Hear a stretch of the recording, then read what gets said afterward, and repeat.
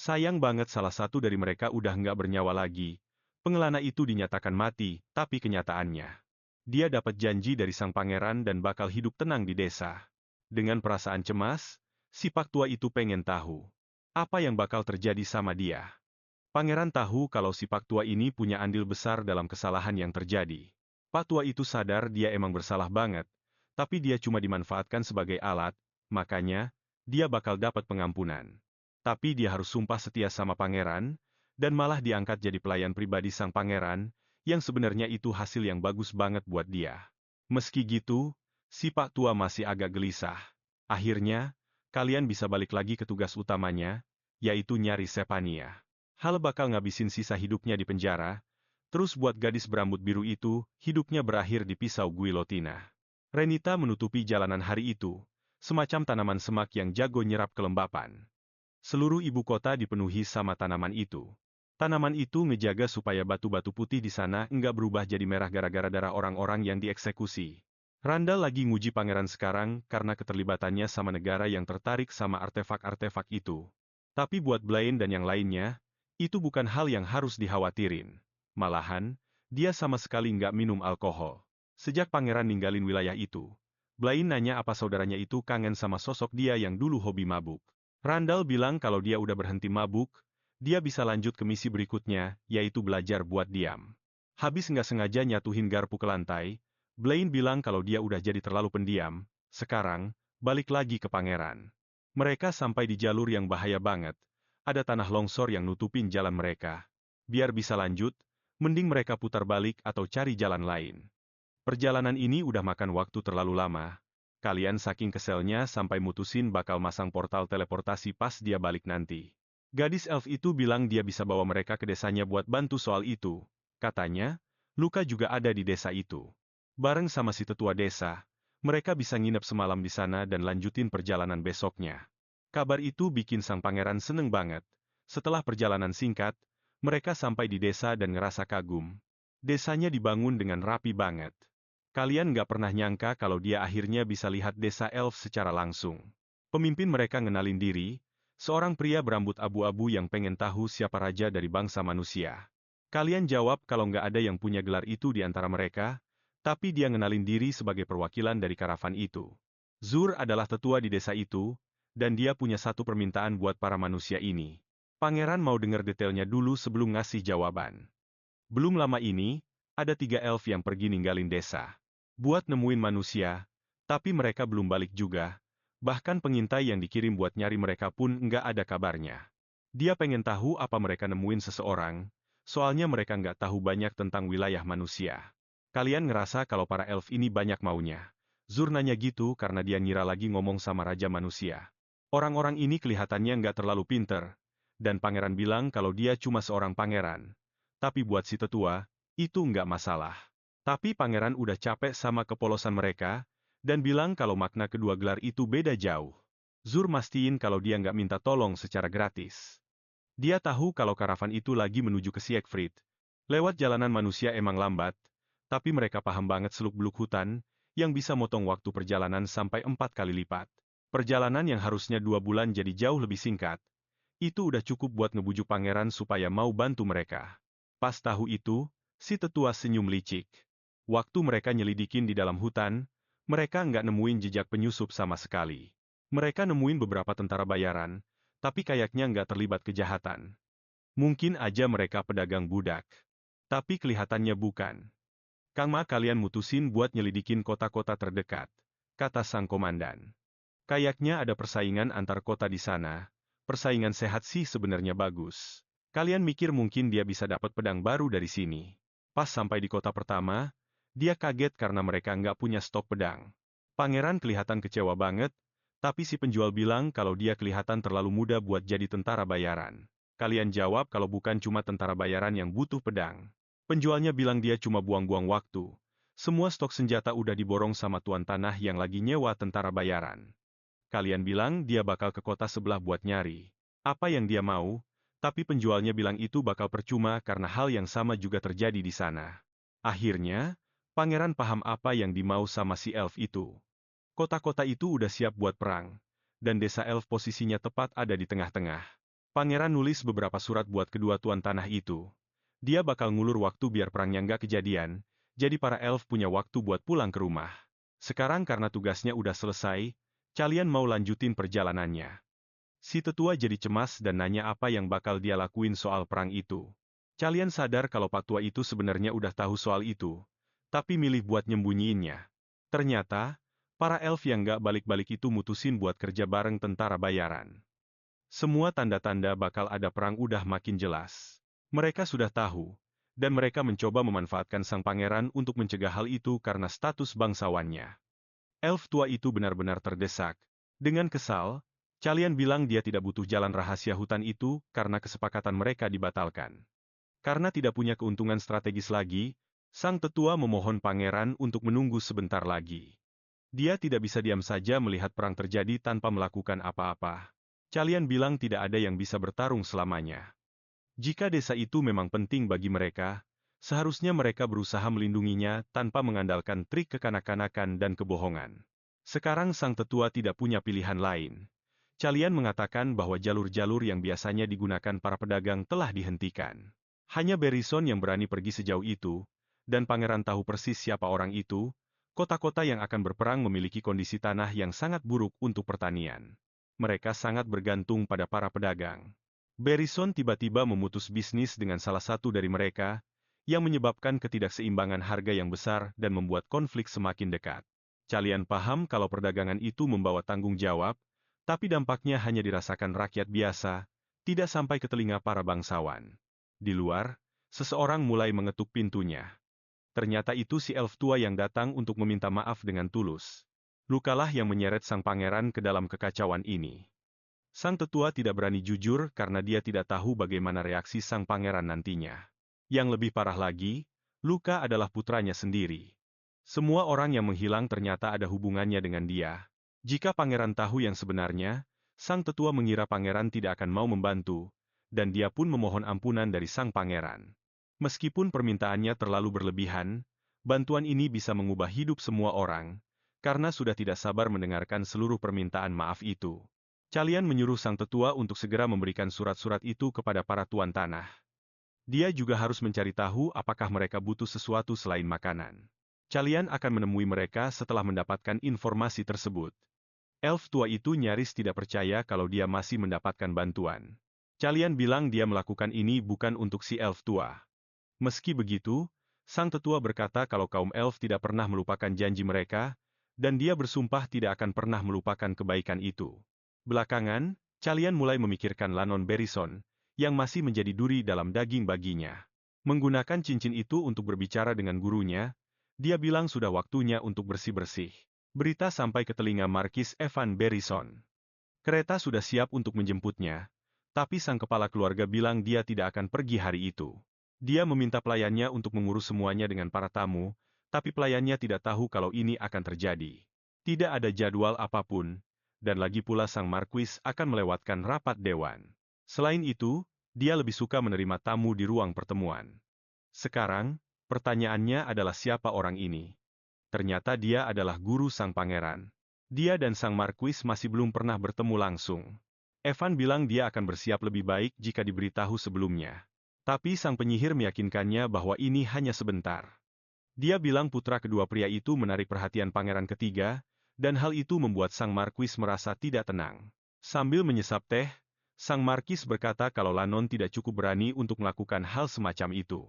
Alan menyadari kalau pria ini merendahkan anak-anaknya sendiri, jadi dia membawa sesuatu yang lebih bisa dipercaya daripada sekadar pendapat pribadinya, yaitu sebuah surat. Setelah membacanya, dia menjadi sangat marah dan bertanya apa yang ingin dikatakan oleh sang penyihir. Mereka berdua tahu kalau dia mencoba menyingkirkan anak bermasalah itu. Dengan penuh amarah, sang marquis bilang dia tidak mau mendengarkan ini dari seorang rakyat jelata yang licik. Menanggapi hal itu, Alan berkata, sulit sekali mengobrol dengan seseorang yang lehernya sudah digorok. Kalimat itu malah membuat sang marquis semakin geram, karena merasa telah diremehkan di wilayahnya sendiri. Alan tercengang dengan keberanian pria itu.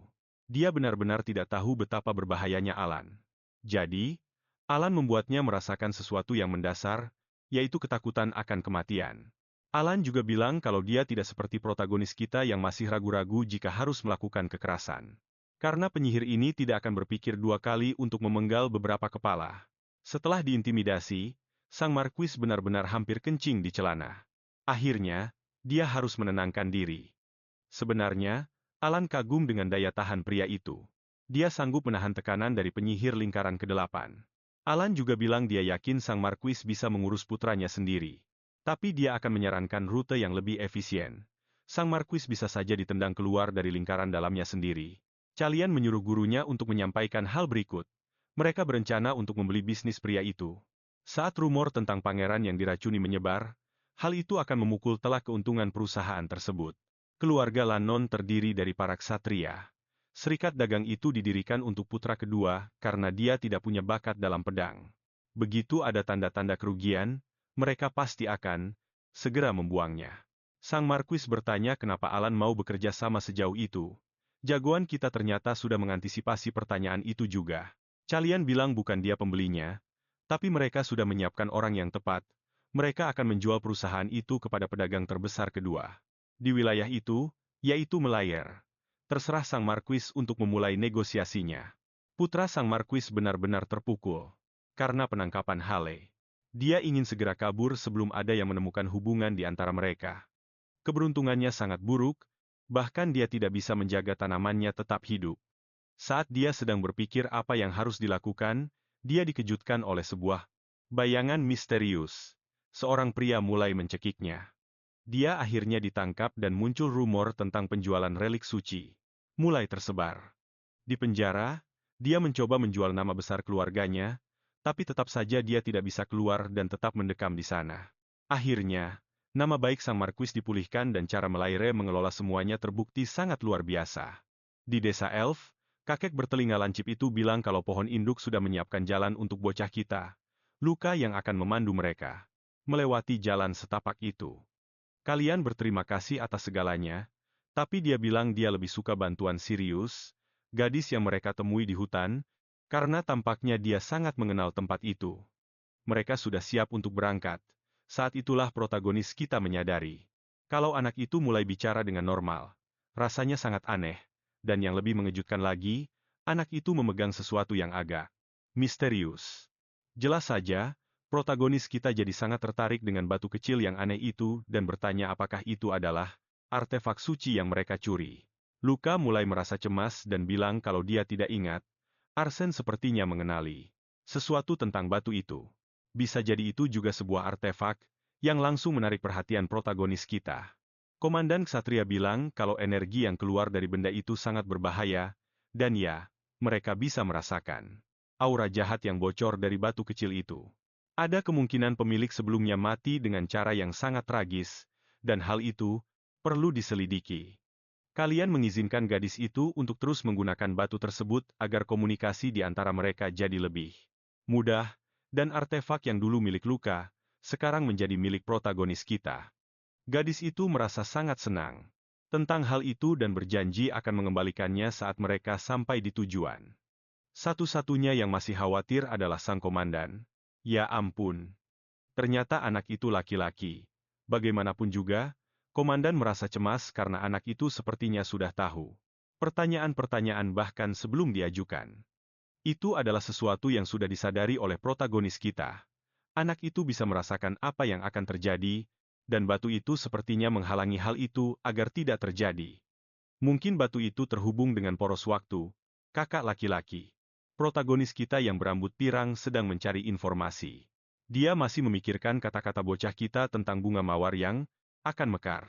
Lannon adalah musuh yang tumbang kali ini. Bocah berambut pirang itu mulai menggunakan artefak yang tersembunyi di tangannya. Lewat benda itu, dia membuat bunga-bunga yang sudah layu kembali hidup. Kembali ke hutan, protagonis kita sepertinya sedang banyak bermeditasi untuk mengumpulkan energi dalamnya.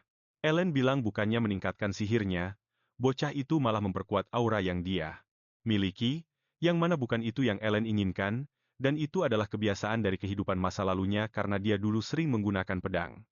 Masalahnya adalah, bahkan saat dia mencoba meningkatkan sihirnya, dia malah melakukan hal yang sebaliknya. Mengetahui itu, gurunya bilang kalau dia bisa membantu mengatasinya. Bocah kita harus terus berjalan di jalannya sendiri, melanjutkan perjalanan, Mereka sampai di ujung hutan. Kalian melihat sebuah kota yang sangat besar. Itu adalah tanah keluarga Siegfried, rumah dari keluarga pelayannya. Bocah elf itu teringat. Kalau sekarang mereka harus berpisah dan dia sudah siap untuk mengembalikan artefak itu kepada protagonis kita. Tapi kalian punya sesuatu untuk ditanyakan pada anak itu. Apakah dia benar-benar harus kembali ke desa sekarang? Sepertinya mereka tidak terlalu menginginkannya di sana. Jika kondisi anak itu adalah masalahnya, protagonis kita bersedia membantu. Sebelum menerima tawaran itu, si bocah mengaku kalau terkadang dia merasa tidak nyaman di desanya. Tapi dia belajar dari ibunya kalau inilah dirinya. Dalam bentuk yang paling murni dan sederhana. Tidak seperti yang lain, dia tidak perlu diperbaiki. Meskipun dia bicara dengan cara yang berbeda, hal itu tidak mengubah fakta kalau dia adalah seorang elf.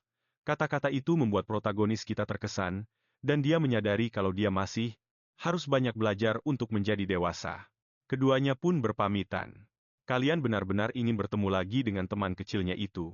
Komandan kita dulunya merasa terganggu oleh anak itu, tapi sekarang sepertinya dia bakal sangat merindukannya.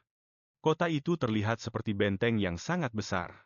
Rasanya lega mengetahui kalau keluarga Siegfried tidak pernah berniat merebut tahta kekaisaran. Sebelum memasuki kota, kalian memberitahu pelayannya kalau dia bisa bersikap lebih santai. Dia tidak ingin memancing kemarahan lebih banyak satria di sana, dan dia meminta pelayannya untuk tidak bersikap terlalu formal seperti pelayan.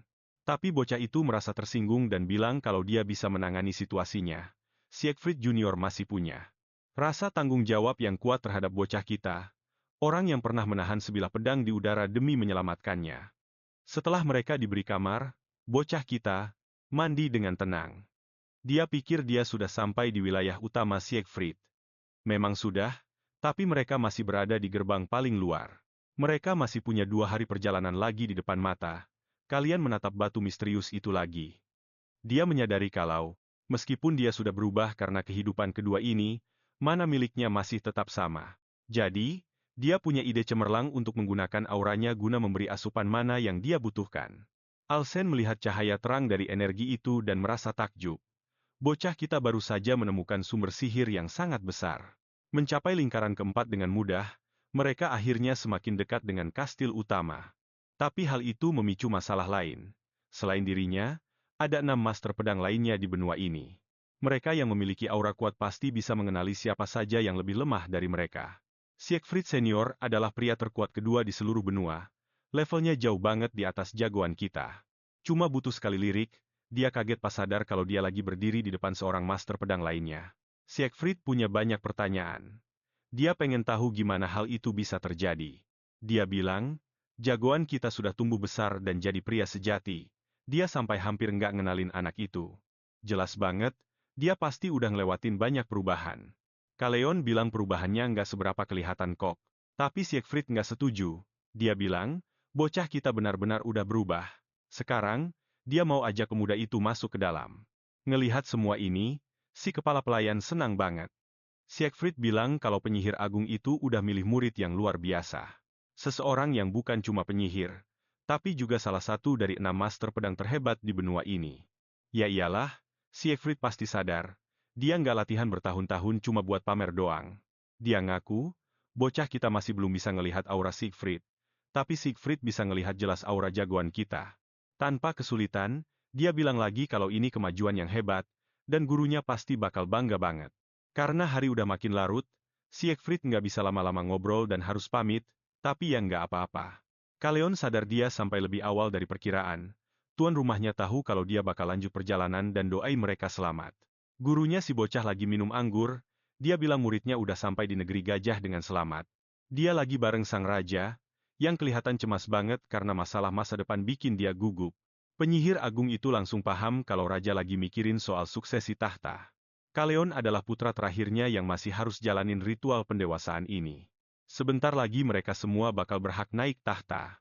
Randall itu misterius banget, Blanche sangat kuat tapi keras kepala. Dan jagoan kita masih harus buktiin kemampuannya. Sang guru bilang harusnya raja milih putra yang paling nggak disukai buat jadi pewaris. Biar nanti saudara-saudaranya bakal berkomplot ngelawan dia, dan masalahnya bakal selesai sendiri. Satu hal yang pasti dipahami penyihir ini, jagoan kita masih ikut dalam persaingan. Suatu hari nanti raja bakal lihat apa yang disembunyiin bocah ini. Tapi sampai saat itu, dia nggak usah cemas soal hal-hal abstrak di masa depan. Segalanya bakal terjadi sesuai takdirnya. Kaleon udah mau masuk ke dalam gua misterius itu. Setelah jalan beberapa menit, dia merasa tersesat total. Dia bahkan udah nggak tahu lagi seberapa dalam gua itu. Tiba-tiba wajahnya diterangi cahaya yang terang banget. Kaleon seolah-olah dibawa ke tempat lain. Sebuah padang rumput yang penuh bunga. Dia nggak tahu ada di mana sampai matanya ngelihat sesuatu yang mengerikan. Kayak kekuatan sihirnya bahkan nggak bisa diukur. Keberadaan yang bikin siapapun merinding ketakutan. Kaleon membungkuk di depannya karena dia yakin itu bukan cuma sekadar kehendak biasa, itulah si Shivanian yang agung. Entitas yang emang mau dia temui. Orang-orang desa yang lagi kerja langsung syok. Kilatan cahaya misterius yang gede banget muncul di tengah pegunungan. Itu adalah tanda jagoan kita lagi nemuin entitas itu. Harusnya dia cuma ketemu sama kehendak sang Dewi. Tapi Dewi itu mutusin buat muncul dalam wujud aslinya. Rasanya luar biasa, sampai bikin sesak napas. Sang Dewi langsung sadar kalau anak ini bawa ingatan dari realitas lain. Dia ngubah berkat sang Dewi jadi senjata, dan sekarang sang Dewi penasaran apa yang sebenarnya dia kejar. Sambil mendekat, sang Dewi bilang kalau dia dipanggil ke tempat itu. Balik ke kota, semua orang masih merasa cemas. Karena ini adalah ritual pendewasaan sang pangeran muda.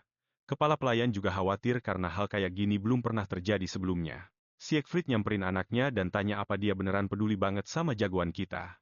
Bocah itu tanya, bukannya ayahnya harus meriksa wilayah itu? Sudah sih, tapi dia nyelesainnya cepet banget. Kejutan hari itu belum berakhir. Seorang gadis kecil dengan rambut unik banget ngenalin dirinya. Kalau tahu itu terlalu cepat, semuanya bakal berubah arah.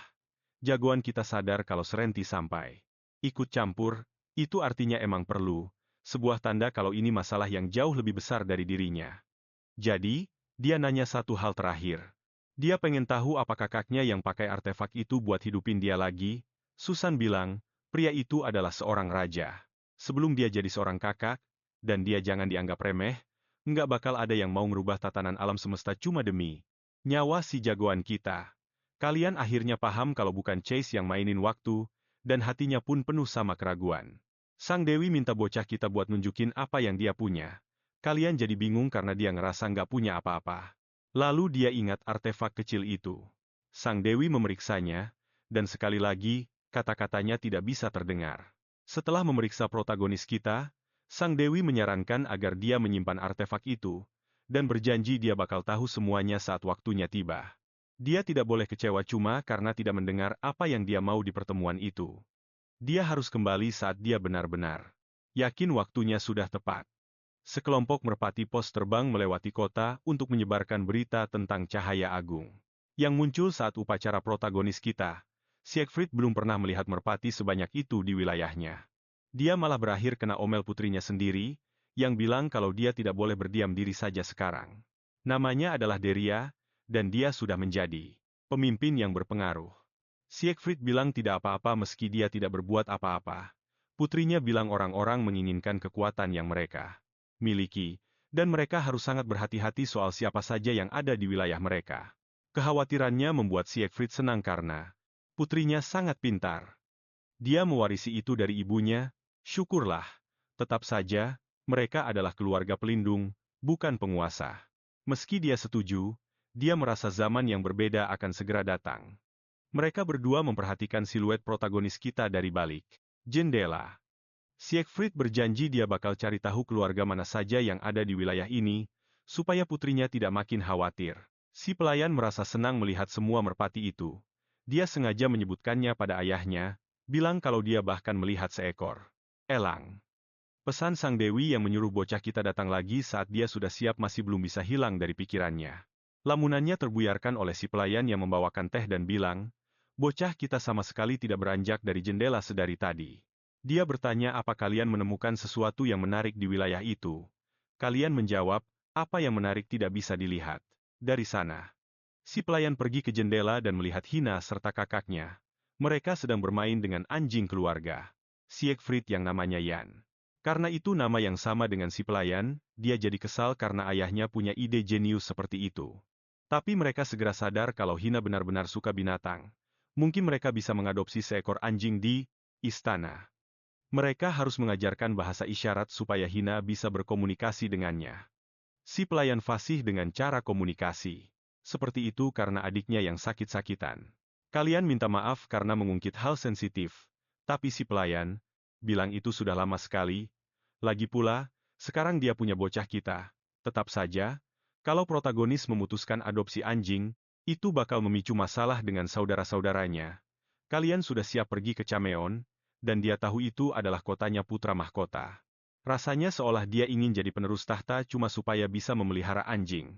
Saat itulah bocah kita bilang dia juga satu-satunya pewaris yang melihat Serenti dalam wujud aslinya.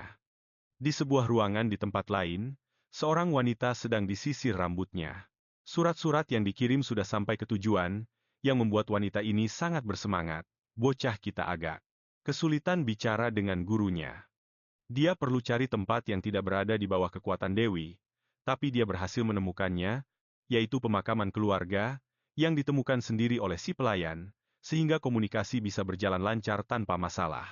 Ellen ingin tahu bagaimana jalannya upacara bocah kita, dan dia segera tahu semuanya berhasil, tapi dia masih ingin tahu detailnya. Dia kaget saat mendengar kalau kalian melihat Sang Dewi dalam wujud aslinya. Seharusnya dia ada di sana saat momen itu. Kenyataannya, protagonis kita juga terpana. Dia disuruh kembali saat sudah siap.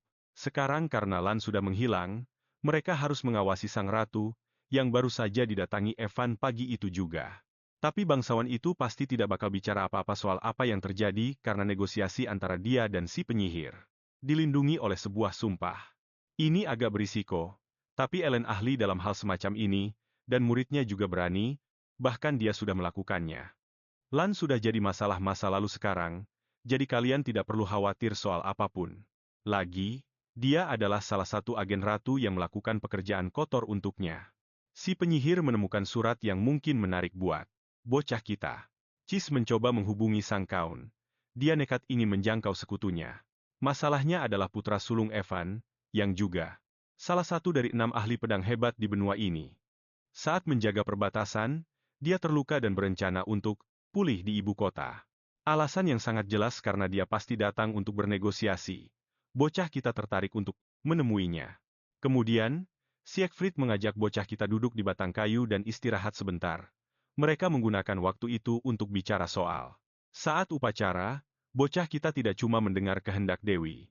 Siegfried kagum karena dia melihatnya secara langsung. Dia senang mendengarnya, tahu kalau sang Dewi masih hidup. Keluarganya sudah menjaga gua itu selama 500 tahun. Itu adalah sarang naga yang banyak orang klaim bahkan tidak nyata, tapi ternyata mereka salah. Tekad mereka untuk melindungi tempat itu benar-benar membuahkan hasil. Kalian bilang dia akan kembali untuk bicara dengannya segera. Punya portal teleportasi di sana bakal sangat berguna. Siegfried bertanya apa raja bakal menyetujui hal itu. Karena itu bisa membuat ibu kota terbuka lebar, kalian menjamin aksesnya bakal dibatasi. Kalau itu berbahaya, bisa langsung dihancurkan. Selama raja setuju, Siegfried nggak bakal keberatan. Anak kita ini punya satu permintaan lagi. Siegfried ngira ini soal tanding, tapi bukan itu maksudnya. Pakai auranya, kalian ngebentuk sebuah kristal. Siegfried baru sadar kalau itu adalah inti sihir yang murni, dibuat dari aura. Terus, kalian ngebentuknya jadi sebilah pedang. Dia jelas mau ngetes seberapa kuat senjata itu dalam pertarungan beneran. Siegfried pun siap buat bantuin ngetesnya. Meski kelihatannya nggak meyakinkan, kakek tua ini sebenarnya adalah ahli pedang terkuat kedua di seluruh benua. Dia juga orang kedua yang paling berpengalaman dalam ilmu pedang. Dia benar-benar lawan yang mengerikan, tebasan pedangnya berat dan cepat banget, kalian sampai kewalahan ngadepin serangannya. Walaupun gitu, Siegfried ngerasa kagum. Dia kagum sama kemampuan anak muda itu. Biarpun kekuatannya belum seberapa, kelincahannya luar biasa banget. Munculin pedang itu pasti nguras mana banget, apalagi Siegfried nggak nahan diri pas latihan ini. Bakat si tokoh utama kita bikin Siegfried makin semangat. Dia benar-benar beda jauh sama bocah lemah yang dulu. Mereka baru aja nemuin batasannya. Siegfried tahu kalau bocah ini belum bisa dibilang tantangan yang berarti buat dia. Waktunya buat nyelesain latihan ini dengan benar. Si kakek ngelancarin serangan maut dan protagonis kita berhasil nangkisnya. Begitu nemu celah buat serangan balik, pedangnya melesat tipis banget di dekat leher si kakek. Kalian sadar dia baru aja ngelakuin hal konyol. Siegfried sekarang ngeluarin hawa keberadaan yang luar biasa besar. Dia mau nunjukin ke bocah itu di mana levelnya yang sebenarnya. Akhirnya, pedang aura itu hancur berkeping-keping. Yang bikin Siegfried kaget, dia ternyata sempat ngelukain anak kita itu dikit. Mereka bahkan gak punya waktu buat ngobrol. Banyak banget orang yang nonton dengan rasa penasaran. Ditambah lagi, pedang si kakek ternyata retak. Ada luka di lehernya. Komandan dan para ksatria Siegfried sama sekali nggak nyangka hal kayak gini bakal terjadi. Di hari yang sama, mereka ngadain jamuan makan. Si kakek nunjukin kalau dia jago banget main biola. Hal ini bikin protagonis kita kagum. Tapi, kalian masih ngerasa nggak enak soal luka yang dia buat tadi. Satu-satunya kekhawatiran si kakek cuma soal seberapa takut anaknya, padahal anaknya itu malah lebih khawatir sama keadaan protagonis kita. Kalian berterima kasih buat latihannya, dan bilang kalau itu kesempatan yang bagus banget buat ngetes pedang energinya. Sekarang dia tahu seberapa kuat daya tahannya. Setelah lihat kekuatan Siegfried, dia sadar kalau perjalanannya masih panjang. Si kakek dengerin baik-baik, terus bercanda nanyain gimana kabar luka gores di muka anak itu. Dia bilang kalau dia agak berlebihan, tapi dia terpaksa ngelakuin itu gara-gara kecepatan si protagonis. Mereka pun lanjut saling muji. Siegfried bilang kalau teknik kayak gitu udah biasa di gaya anggarnya. Omongan itu benar-benar bikin protagonis kita kaget setengah mati. Siegfried bilang bakal susah buat dapat kebiasaan kayak gitu kalau cuma latihan di wilayah ini aja. Teknik kekaisaran itu sangat bergantung sama gerak kaki. Tapi pas lihat gerakan si protagonis, dia ngerasain ada yang beda. Dia banyak muterin tulang belikatnya. Siegfried ngingetin dia buat lebih hati-hati. Karena orang kayak Verisen pasti bakal sadar. Anak kita nanya apa Siegfried nggak mau tahu siapa dia sebenarnya. Si kakek bilang kalau sekarang dia lagi ada di tanahnya sendiri. Dia nggak tertarik buat tahu siapa yang ada di balik tubuh kalian. Dia cuma mau mereka latihan bareng lagi. Anak kita berterima kasih soal itu. Dia nanya apa Gray bakal bisa ngerasain aura yang dia punya sekarang. Rumornya, bapaknya Gray nggak suka sama kemampuannya, tapi dia harusnya tetap bisa lihat kekuatan si protagonis. Jadi, bocah itu harus siap sama segala kemungkinan. Kalian sadar dia nggak bisa diam aja. Setelah 10 hari di sana, Arsen nanya apa anak kita belum mau pulang ke rumah. Sebenarnya, si protagonis mau tinggal lebih lama lagi, terus dia nanya apa Gray udah berangkat ke ibu kota. Masih belum ada kabar, tapi anak kita mutusin buat nunggu. Kalian itu seorang penyihir yang juga ahli pedang. Ini hal yang gak diketahui dunia. Kalau Gray sampai bisa ngerasain auranya, itu bakal narik perhatian yang gak diinginkan. Sambil anak kita belajar cara nyembunyiin mananya, mantranya sih nggak susah. Cuma Siegfried satu-satunya orang di sana yang bisa bantu. Mereka bisa tahu kalau auranya bocor. Jadi dia nggak bisa ninggalin kastil sebelum latihannya kelar. Banyak banget sesi latihan dan kerja keras yang dilewati sampai akhirnya anak kita dapetin apa yang dia mau. Nggak ada yang bakal nyangka kalau dia bisa pakai pedang kayak seorang master. Sekarang waktunya buat jalan lagi. Siegfried pamit dan bilang kalau dia nggak bakal nahan diri lagi pas latihan nanti.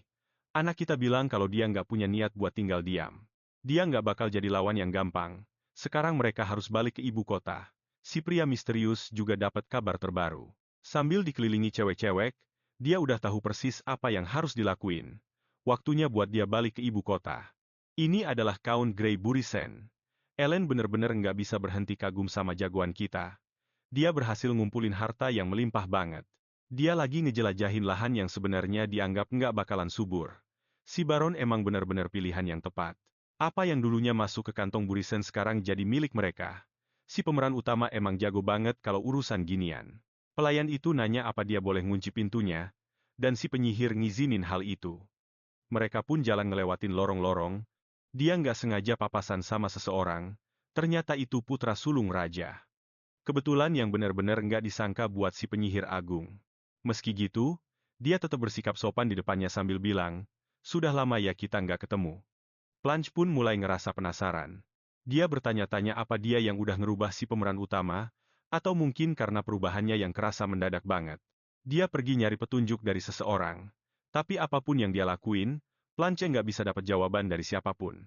Ellen bilang dia juga punya banyak pertanyaan, soalnya si pangeran sekarang udah berhenti mabuk-mabukan. Dia pasti lagi mikirin hal-hal yang terlalu berat buat kepalanya.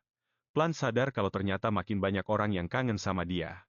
Tetep aja, si penyihir setuju kalau manusia itu bisa berubah, bisa ngelewatin rasa takut sama tantangan, dan nahan diri dari dorongan yang gegabah. Caranya berubah itu nggak selalu jadi hal yang terpenting. Blanche kelihatan kecewa dengar jawaban kayak gitu. Pas si penyihir pergi menjauh, Blanche tahu kalau sindiran soal sifat ceroboh itu emang ditujuin buat kelakuannya di masa lalu. Udah 20 hari sejak jagoan kita ninggalin wilayah Siegfried buat perjalanannya. Mereka pun mutusin buat ganti rute. Mereka ganti jalur karena kudanya Veronica kelihatan capek banget. Sihir percepatan dari Rochelle emang terlalu gila buat mereka. Viscount di wilayah itu kelihatannya cukup bijak, dan si pelayan ngerasa udah bener mereka mutusin buat berhenti di sana. Pas jagoan kita lagi istirahat sebentar, ada suara berisik yang narik perhatiannya. Nah, itu dia hal yang emang lagi dia butuhin. Jadi dia minta pelayannya buat nyampein sebuah pesan. Pesannya pun tersampaikan. Jagoan kita pengen diperkenalin. Dia pengen ketemu sama tamu yang baru aja dateng. Hal itu bikin si Viscount jadi agak nggak tenang. Dia lagi nerima tamu dari Burisen. Walaupun dia orangnya tenang, dia tahu kalau mereka itu nggak suka sama pangeran ketiga. Dia sempat mikir buat nyuruh tamunya pergi, tapi si pelayan lanjutin pesannya. Kalau ada Grey di antara mereka, Kailan pengen ngajak ngeteh bareng. Si Viscount ngerasa lega karena apapun yang bakal terjadi setelah ini bukan lagi jadi tanggung jawabnya. Akhirnya, mereka pun diperkenalin. Grey nerima ajakan ngeteh itu, dan sekarang saatnya buat mereka saling kenal lebih dekat lagi.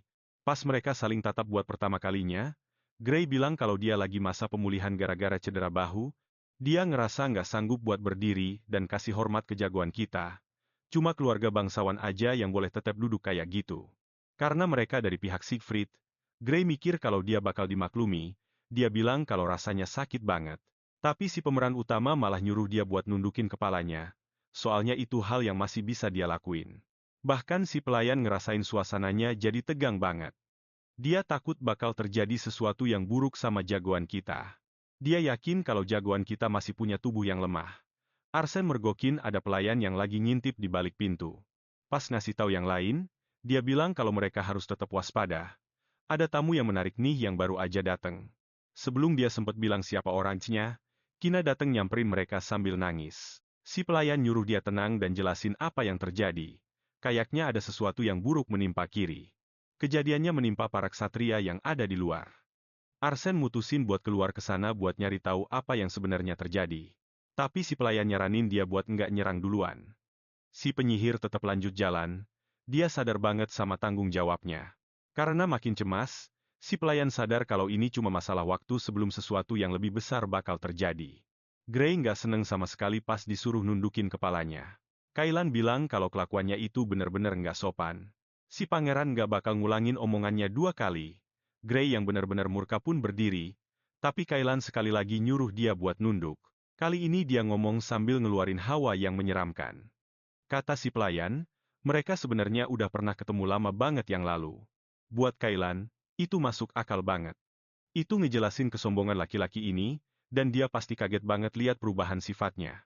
Sekarang, pertanyaannya apa dia bakal kemakan umpan dan nyoba nyerang seseorang yang gak mungkin bisa dia kalahin? Kailan pengen banget, dengan segenap jiwa raganya, biar si bangsawan itu milih jalan kekerasan. Grey mulai sadar kalau gosip soal jagoan kita mungkin bener, tapi dia emang keras kepala. Untungnya tuan rumah pertemuan itu, yang udah ketakutan setengah mati, nyuruh Grey buat lebih sopan. Abis teguran itu, suasananya bisa aja makin parah, yang bikin si pemeran utama ngerasa nyesel banget karena orang itu udah deket sama ajalnya, meski dia mikir itu nggak bakal terjadi. Sambil nahan amarahnya, Grey pun membungkuk sopan. Kian bilang, dia ngerasa capek sekarang dan mereka bakal lanjutin pertemuannya lain kali. Hal itu malah bikin Grey makin naik darah, tapi sebelum pergi dari ruangan, kalian pesen ke tuan rumah buat jagain si Count itu baik-baik karena kelihatannya dia lagi kurang sehat. Omongan itu benar-benar ngeruntuhin harga diri Grey, tapi perhatian mereka langsung teralih keluar. Ada kebakaran besar yang baru aja terjadi. Itu sihirnya Arsen. Sebagai spesialis es, dia nggak bakal pernah pakai ledakan kayak gitu, kecuali kalau tujuannya emang buat ngasih peringatan ke jagoan kita. Si penyihir ngeledukin sebuah kereta kuda pakai bola api. Arsen sendiri sebenarnya belum tahu pasti apa yang lagi terjadi di sana. Tapi dia bilang ke Kiri kalau si pemeran utama nggak bakal seneng soal hal ini. Ksatria lainnya pun benar-benar marah besar. Di satu sisi, mereka bilang dia menghancurkan kereta milik orang penting. Di sisi lain, Arson bilang mereka sudah memprovokasi seseorang yang melayani sosok yang jauh lebih penting lagi. Mereka adalah bawahan pangeran ketiga, dan anjing peliharaan Nyonya Count Grey itu harusnya belajar cara menghormati mereka. Para ksatria itu memutuskan untuk menghadapi argumen tersebut secara terang-terangan, tapi jagoan kita tiba tepat pada waktunya hanya untuk memastikan kalau mereka memang benar-benar anjing si Nyonya. Di hadapan sang pangeran, mereka mendadak gugup. Jagoan kita bertanya pada sang penyihir apakah dia perlu memberikan ganti rugi atas kerusakannya. Arson bilang itu tidak perlu. Dia akan membayarnya dari dana pribadinya sendiri, jadi masalahnya dianggap selesai. Kalian mengira tidak ada hal serius yang terjadi, tapi kemudian dia mulai sadar kalau Hina menghilang. Padahal gadis itu selalu menempel pada kakaknya. Arson bilang orang-orang itu mencoba menangkap gadis itu untuk bersenang-senang. Kalian pun mulai tersenyum mengerikan seperti orang gila yang haus darah. Sekarang dia terbakar amarah, siap untuk menghabisi para ksatria itu. Saat Grey keluar ruangan, semuanya sudah terlambat. Lidah para ksatrianya sudah dipotong habis. Arson bilang mereka bukan lagi bagian dari Ordo Ksatria. Karena mereka telah melakukan sesuatu yang tak termaafkan pada salah satu pelayan pangeran. Grey merasa semakin dipermalukan setelah semua kejadian itu. Banyak rakyat jelata yang menyaksikan semuanya. Kalian bilang penyihirnya akan mengganti rugi kerusakan kereta itu saat mereka sampai di ibu kota nanti. Tapi itu adalah batas kesabaran terakhir bagi bangsawan bodoh itu. Kalian bertanya apakah pengawalnya tidak punya apa-apa untuk dikatakan soal ini. Kiri tetap diam 1000 bahasa, karena dia sudah kenyang melihat penghinaan yang disebabkan oleh adiknya yang tidak bisa bicara. Sekarang sang pangeran juga ikut mengkhawatirkan kesejahteraan adiknya itu, sesuatu yang bahkan tak pernah dia impikan sebelumnya. Masih dengan penuh amarah, kalian memerintahkan pengawalnya untuk tetap menjaga postur tubuhnya. Malam itu, kalian berhasil sedikit lebih rileks sambil menikmati secangkir teh. Bersamanya adalah tuan rumah wilayah itu yang menilai semua tindakan tadi sangat nekat, karena sang Count benar-benar murka sekarang. Dan dia bahkan mungkin akan mencoba menyerang pangeran di tengah jalan. Itu akan sangat berbahaya karena dia adalah seorang Swordmaster. Tapi yang tidak diketahui bangsawan itu adalah jagoan kita sudah berhasil mengukur auranya. Dan paling bagus pun, kekuatan mereka hanya seimbang. Jagoan kita bahkan berani melawannya meski hanya memakai celana renang dengan pisau di tangannya, dan itu tetap tidak akan jadi masalah baginya. Jadi, dia memberitahu tuan rumah bahwa konfrontasi itu sama sekali tidak membuatnya khawatir. Kata-kata yang begitu jujur hingga membuat si tuan rumah terkejut, karena jagoan kita benar-benar meyakini hal itu. Ketenangan sang pangeran membuatnya sangat terkesan. Meski begitu, dia masih punya hal lain untuk disampaikan. Ini soal Kiri. Dia sudah berlari beberapa putaran di lapangan latihan. Dia bertanya apakah jagoan kita benar-benar akan membiarkannya melakukan itu semalaman. Kalian mengiyakan karena orang itu perlu diberi pelajaran. Mereka berdua memiliki tanggung jawab masing-masing. Dan jagoan kita mempercayakan keselamatannya padanya. Kiri harus menjadi seseorang yang benar-benar mampu. Bangsawan itu pun paham kalau itu bukan sekadar hukuman biasa. Penyihir yang keretanya terbakar itu tidak dihukum. Kiri dihukum karena kurangnya rasa percaya, bukan karena perilaku buruk semata. Kalian mengharapkan kepercayaan penuh dari semua orang yang bekerja untuknya. Hal itu membuat si bangsawan merasa sedikit iri, karena merupakan suatu hak istimewa bisa melayani tuan seperti itu. Kalian mengetahui kalau Grey meminta untuk meminjam kereta milik Viscount, tapi semuanya rusak, jadi tidak bisa dipinjamkan, benar-benar kebetulan yang mencurigakan, dan ya, itu sebenarnya memang cuma alasan dari sang Viscount saja. Dia bilang wilayahnya sangat sederhana. Dia tidak sanggup jika harus kehilangan satu kereta pun, jadi dia tidak meminjamkannya. Jagoan kita mengambil kesempatan itu untuk memberikan sebuah undangan.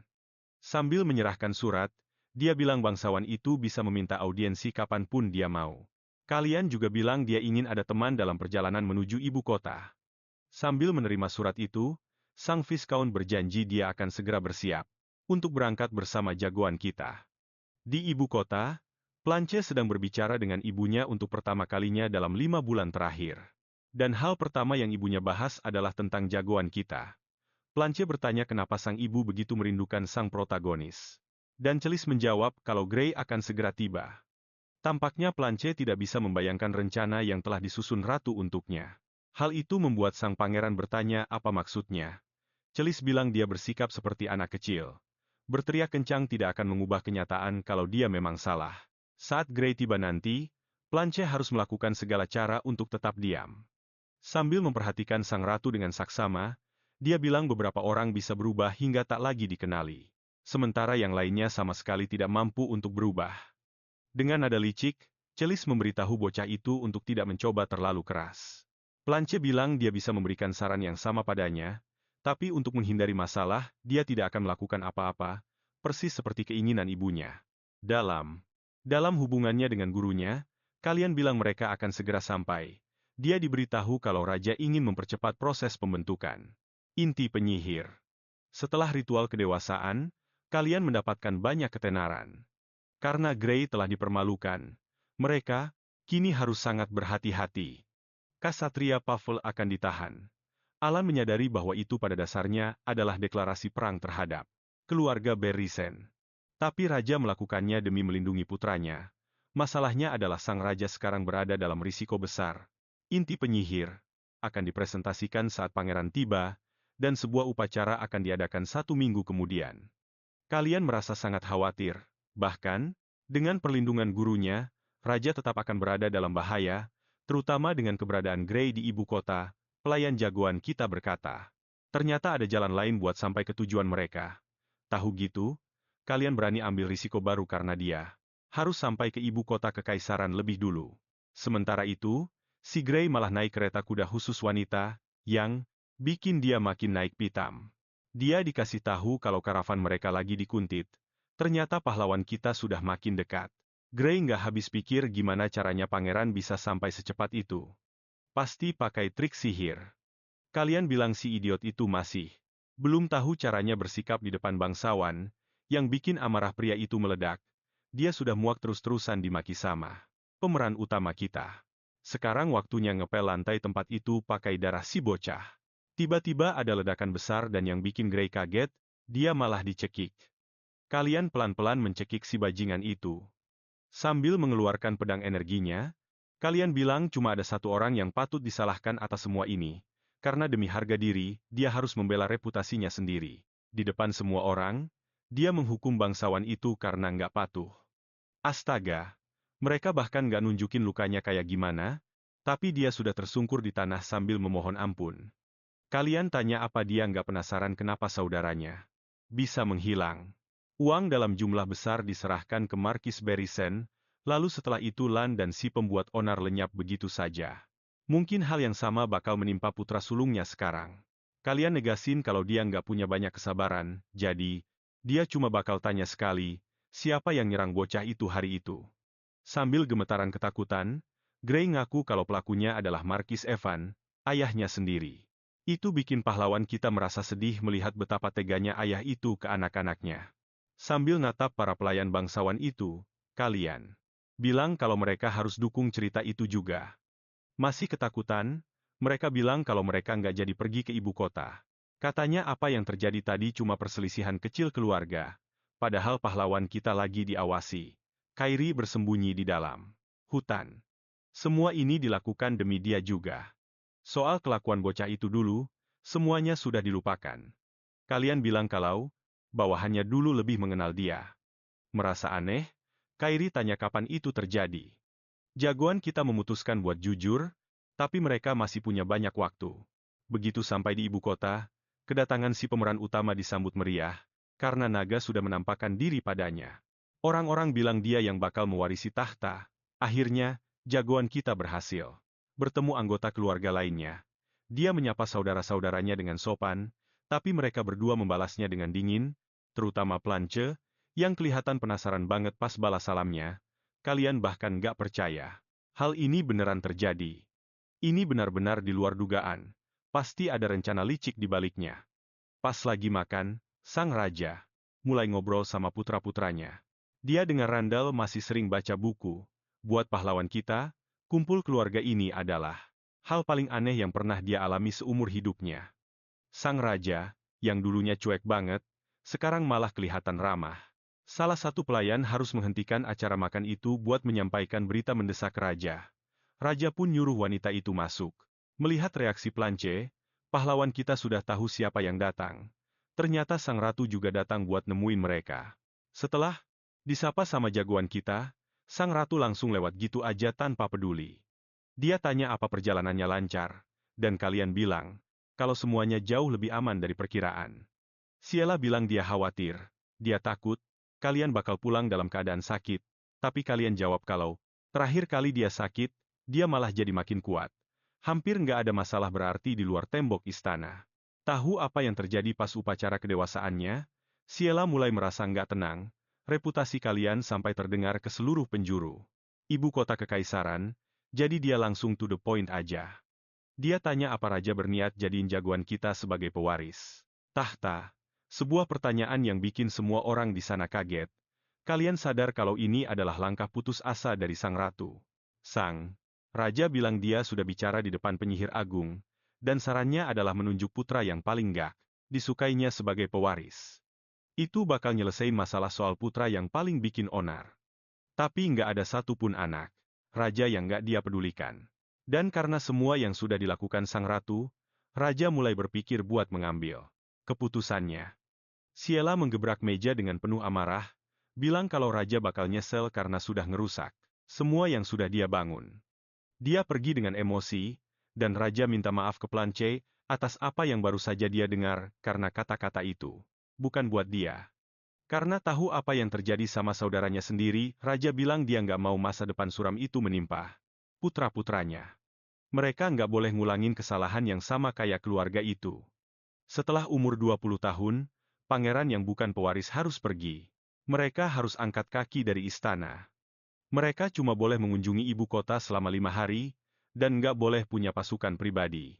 Sekarang kita diperkenalkan sama paman si jagoan, Asnan, pemimpin pemberontakan pas raja naik tahta. Pemberontakan itu gagal total. Sekarang dia dikurung di sebuah menara di lembah Veraken. Jagoan kita tahu ayahnya mau semua orang hidup tenang. Kepala pelayannya mulai tanya apa hal itu mungkin terjadi. Tapi pahlawan kita pun nggak punya jawabannya sampai dia melihat mawar misterius di tengah jalan. Tapi bunga itu bukan satu-satunya hal aneh yang terjadi di sana, karena bunga itu menyala di dalam kegelapan. Pelayan itu menunjuk ke arah saku sang protagonis, yang ternyata juga ikut bersinar. Ternyata itu adalah artefak misterius tersebut. Meskipun semua bunga mawar lainnya sudah menghilang, hanya mawar satu itu saja yang tersisa. Kalian pun memutuskan untuk berinteraksi dengan bunga itu. Begitu dia menyentuh kelopak bunganya, kelopak itu langsung mengering dan bunganya pun lenyap seketika. Cahaya aneh dari artefak itu pun ikut menghilang juga. Kalian mulai menghubungkan banyak hal seperti masalah waktu dan artefak itu. Dia mendengar kabar dari Cisvanian kalau sekarang dia sudah sangat tidak sabaran. Tapi sulit baginya untuk menepis pikiran itu karena rasa penasarannya untuk mencari jawaban sangatlah besar. 2 hari pun berlalu dan si pelayan bilang kalau jagoan kita ini melewatkan sarapannya. Jagoan kita sudah melewatkan sarapan selama 2 hari berturut-turut.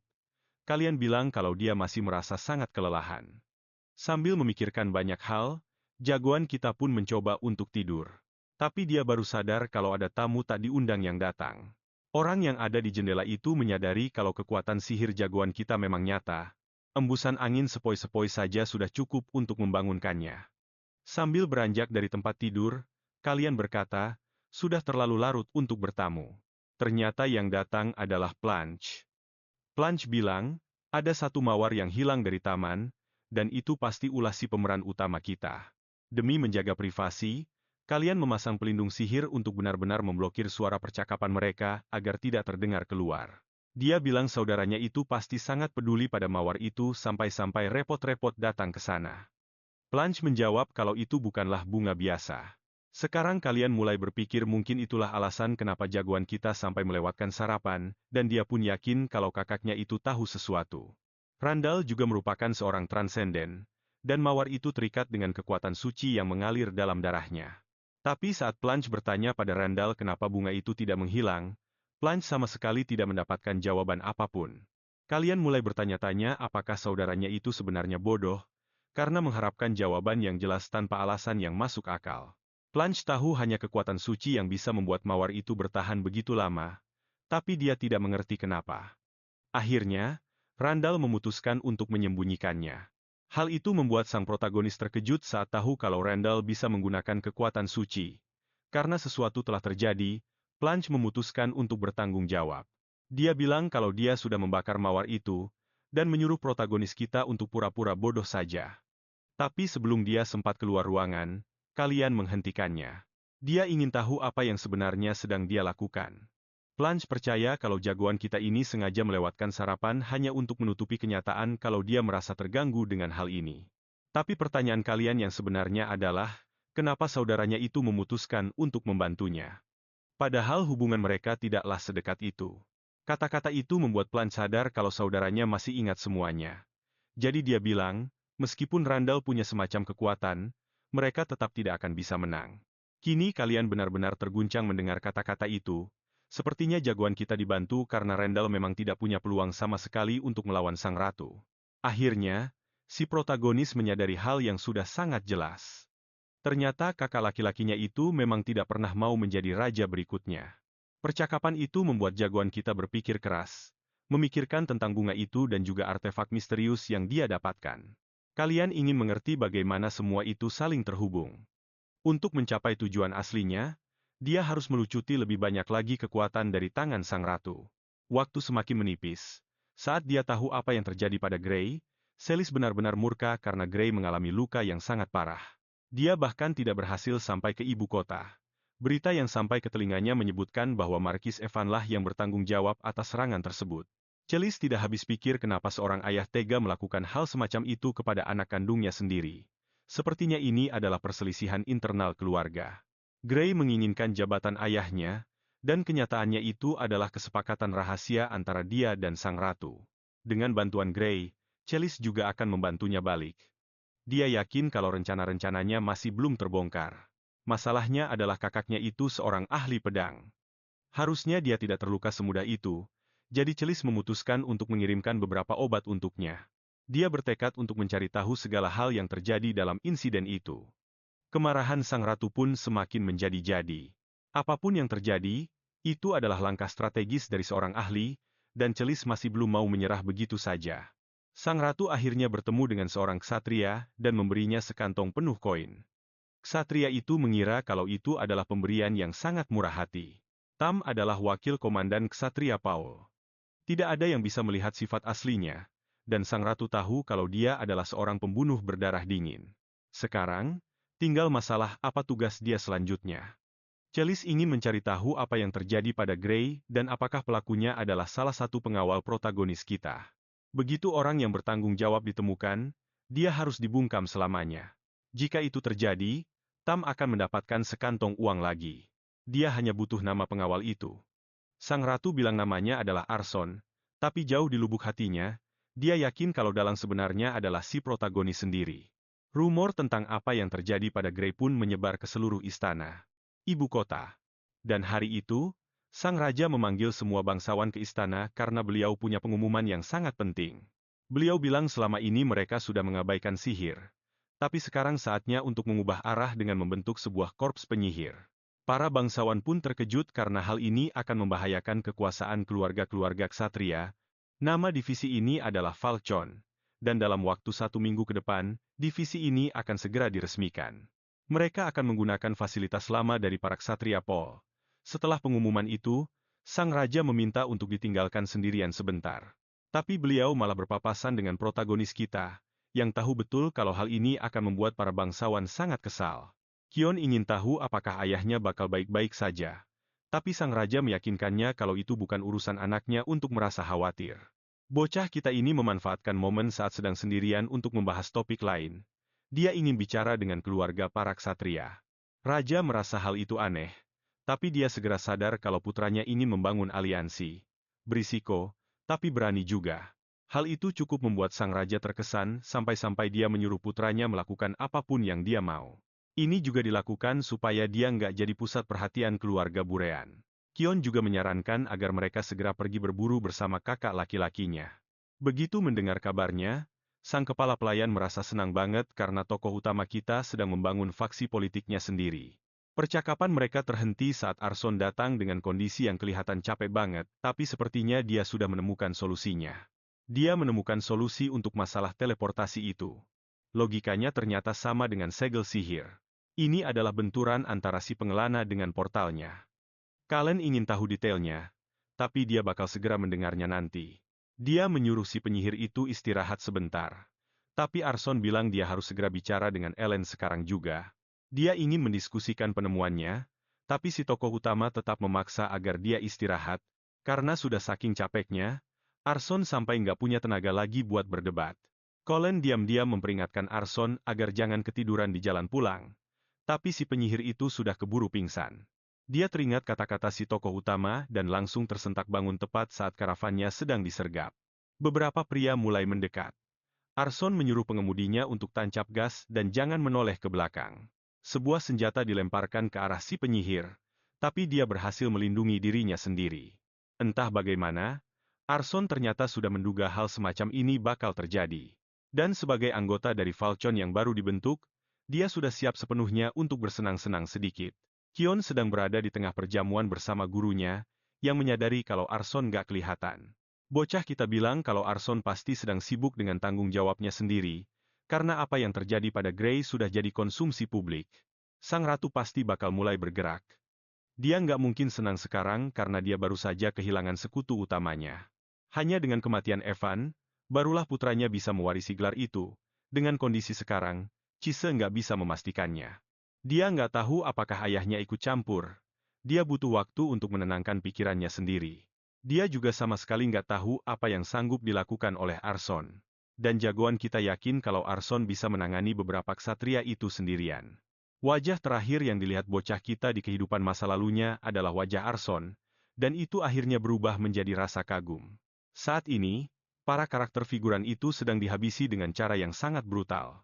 Si pembunuh sudah benar-benar ketakutan karena penyihir itu kuatnya bukan main. Dia bisa merapal sihir dalam sekejap. Satu-satunya kesempatan mereka adalah dengan memperpendek jarak.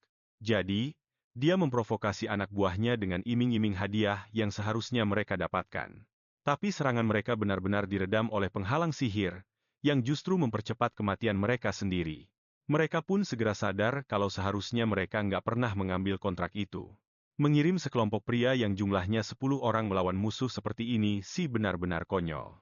Arson menyadari kalau orang-orang itu mencoba kabur. Jadi dia menghadang jalan satu-satunya orang yang masih hidup. Satria korup itu berlutut dan mulai memohon ampun, sambil bilang kalau dia bisa menceritakan segalanya kepada sang pangeran. Arson bilang sebaiknya dia lebih spesifik lagi kalau masih ingin tetap hidup. Jadi, si ksatria mengaku kalau semua itu diatur oleh sang ratu. Salah satu pelayannya ternyata bekerja untuk bocah kita. Sangat mengamuk, dia pikir dia tahu kenapa ini semua terjadi. Ini pasti karena raja dan para penyihirnya. Dia bertanya di mana Tail, ksatrianya, berada dan diberitahu kalau Tail ditemukan di tempat kejadian perkara. Selain itu, dia juga dipanggil oleh sang ratu sendiri. Evan bertekad untuk pergi ke istana. Sang kepala pelayan bertanya apakah dia ingin memberitahu ratu tentang kunjungannya. Masih dengan amarah yang meluap-luap, Evan bilang kalau dia melakukan itu, dia bakal menghukum putrinya karena bukan dia yang ingin dia ajak bicara. Dia ingin bicara dengan jagoan kita. Saat makan siang bersama keluarganya, mereka diberitahu kalau seorang master dari Balkan telah hilang. Randall lah yang mengatakannya, dan dia pikir jagoan kita pasti sangat khawatir. Dengan senyum lebar, Calian bilang kalau Raja dan Alan harusnya lebih khawatir soal itu. Tapi Franz malah cuek bebek, dan tanggal buat perburuan pun akhirnya ditentuin. Pas lagi ngelihat Randall, Franz nanya apa dia mau ikut juga. Tapi pangeran itu nggak ada niat buat gabung karena dia ngerasa raja sengaja ngatur ini semua. Buat si putra sulung. Franz nyoba ngebujuk dia buat cari udara segar, tapi malah dikacangin. Parahnya lagi, dia emang kelihatan bukan tipe orang yang doyan berburu. Kalian sendiri nggak tahu apa kakaknya ngelakuin ini semua cuma buat ngebantu dia. Dan tepat saat itu, pas lagi kumpul bareng saudara-saudaranya, dia ngerasain sesuatu yang aneh. Ternyata itu gurunya sendiri, dan ada sesuatu yang bikin Alan benar-benar kesel. Belum lama ini, Alan pergi nemuin Marquis Evan. Alan nanya apa dia ngerasa. Sedih karena kehilangan begitu banyak anak buah, apalagi dia masih harus tebal muka buat muncul di istana. Bagi Evan, itu kedengaran kayak sebuah tantangan. Dia bilang kehadiran para penyihir di sana cuma dimaklumi karena kebaikan hati raja aja.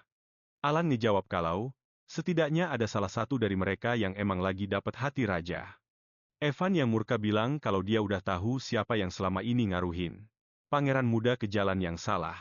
Makin neken poin itu, Alan bilang kalau raja sama pangeran jauh lebih bisa dipercaya daripada keluarga ksatria yang 10 orangnya aja kalah digebukin sama satu penyihir.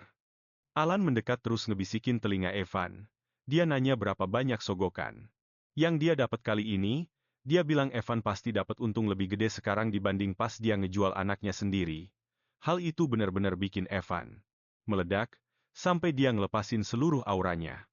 Tapi Alan sama sekali nggak gentar. Dia malah ngelepasin kekuatan yang jauh lebih gede dari para bangsawan itu. Dan sekarang dia mau nunjukin kalau ada hal-hal yang udah dilupain sama si Markis. Udah saatnya dia sadar diri di mana tempatnya. Api dari energi itu kelihatan kayak mau nelan Evan bulat-bulat. Alan ngasih tahu dia buat mikir dulu sebelum bertindak karena dia nggak tahu lagi berhadapan sama siapa. Konfrontasi singkat itu bikin si bangsawan sampai sesak napas. Sambil ngancem, Evan bilang Alan, mungkin emang kuat, tapi dia itu sendirian dan nggak bakal bertahan lama. Tapi si penyihir ngeyakinin kalau dia nggak berjuang sendirian. Dia nanya apa si Markis tahu kenapa Grey ditendang keluar dan diusir jauh-jauh. Mungkin Grey dapat tawaran yang nggak bisa ditolak karena dia kan emang bangsawan, korup juga. Evan mulai kepikiran soal apa yang mungkin udah dilakuin sama anak perempuannya. Hal itu bisa ngejelasin banyak masalah yang lagi dia hadapin sekarang. Kalian ngelihatin mereka berdua yang lagi ngobrol dari balkon istana. Kalau dilihat-lihat, Evan emang beneran mau nemuin jagoan kita, dan dia kelihatan marah banget. Sebenarnya yang pengen Evan tahu itu gimana hubungan Franz sama Ratu, tapi keadaannya berubah terlalu cepat. Dia nggak bakal bisa nemuin cucunya itu sekarang. Sampai dia tahu sebenarnya si bocah ada di pihak siapa. Pas Evan mutusin buat pergi, hujan mulai turun. Kalian sadar kalau perburuan itu mungkin batal gara-gara cuaca. Dia nanya ke kakaknya apa pendapatnya soal semua ini. Franz bilang kalau dia dengar soal sebuah pesan pagi tadi.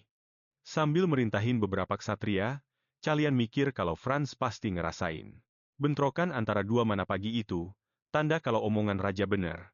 Bocah itu punya kemampuan pedang yang bagus, karena pengen tahu lebih banyak, kalian nanya apa kakaknya sering ngobrol sama Evan. Franz jawab kalau dia nggak pernah nemuin Evan sendirian, dan emang itu yang udah ditebak sama jagoan kita, soalnya keluarga itu emang penuh tipu muslihat. Mungkin itu alasan kenapa Evan pengen nemuin dia. Dia pasti pengen nyopot gelar bangsawan si Ratu, dengan harapan cucunya bisa dapat gelar putra mahkota. Kalau tujuan Evan cuma buat nyingkirin Ratu dari permainan, dia nggak perlu terus-terusan ngebantu jagoan kita. Tapi kalau dia emang pengen jadi raja berikutnya, dia harus segera nemuin Evan. Sambil natap serius ke jagoan kita, Franz bilang kalau dia udah ngasih jawaban yang sangat jelas. Sekarang mereka harus ngomongin hal yang mendesak, yaitu situasi Ratu. Si Ratu mungkin bakal ngambil keputusan yang benar-benar konyol. Tapi jagoan kita udah siap buat itu, dan dia nggak mau melindungi Ratu dari konsekuensi perbuatannya. Kalau Franz mau jadi sekutu sejati, dia harus siap sama apa yang bakal terjadi. Franz megang tangan jagoan kita dan setuju karena dia udah nggak mau lagi dijadiin boneka sama si Ratu. Berita soal aliansi mereka sampai ke telinga kepala pelayan dan dia kaget banget.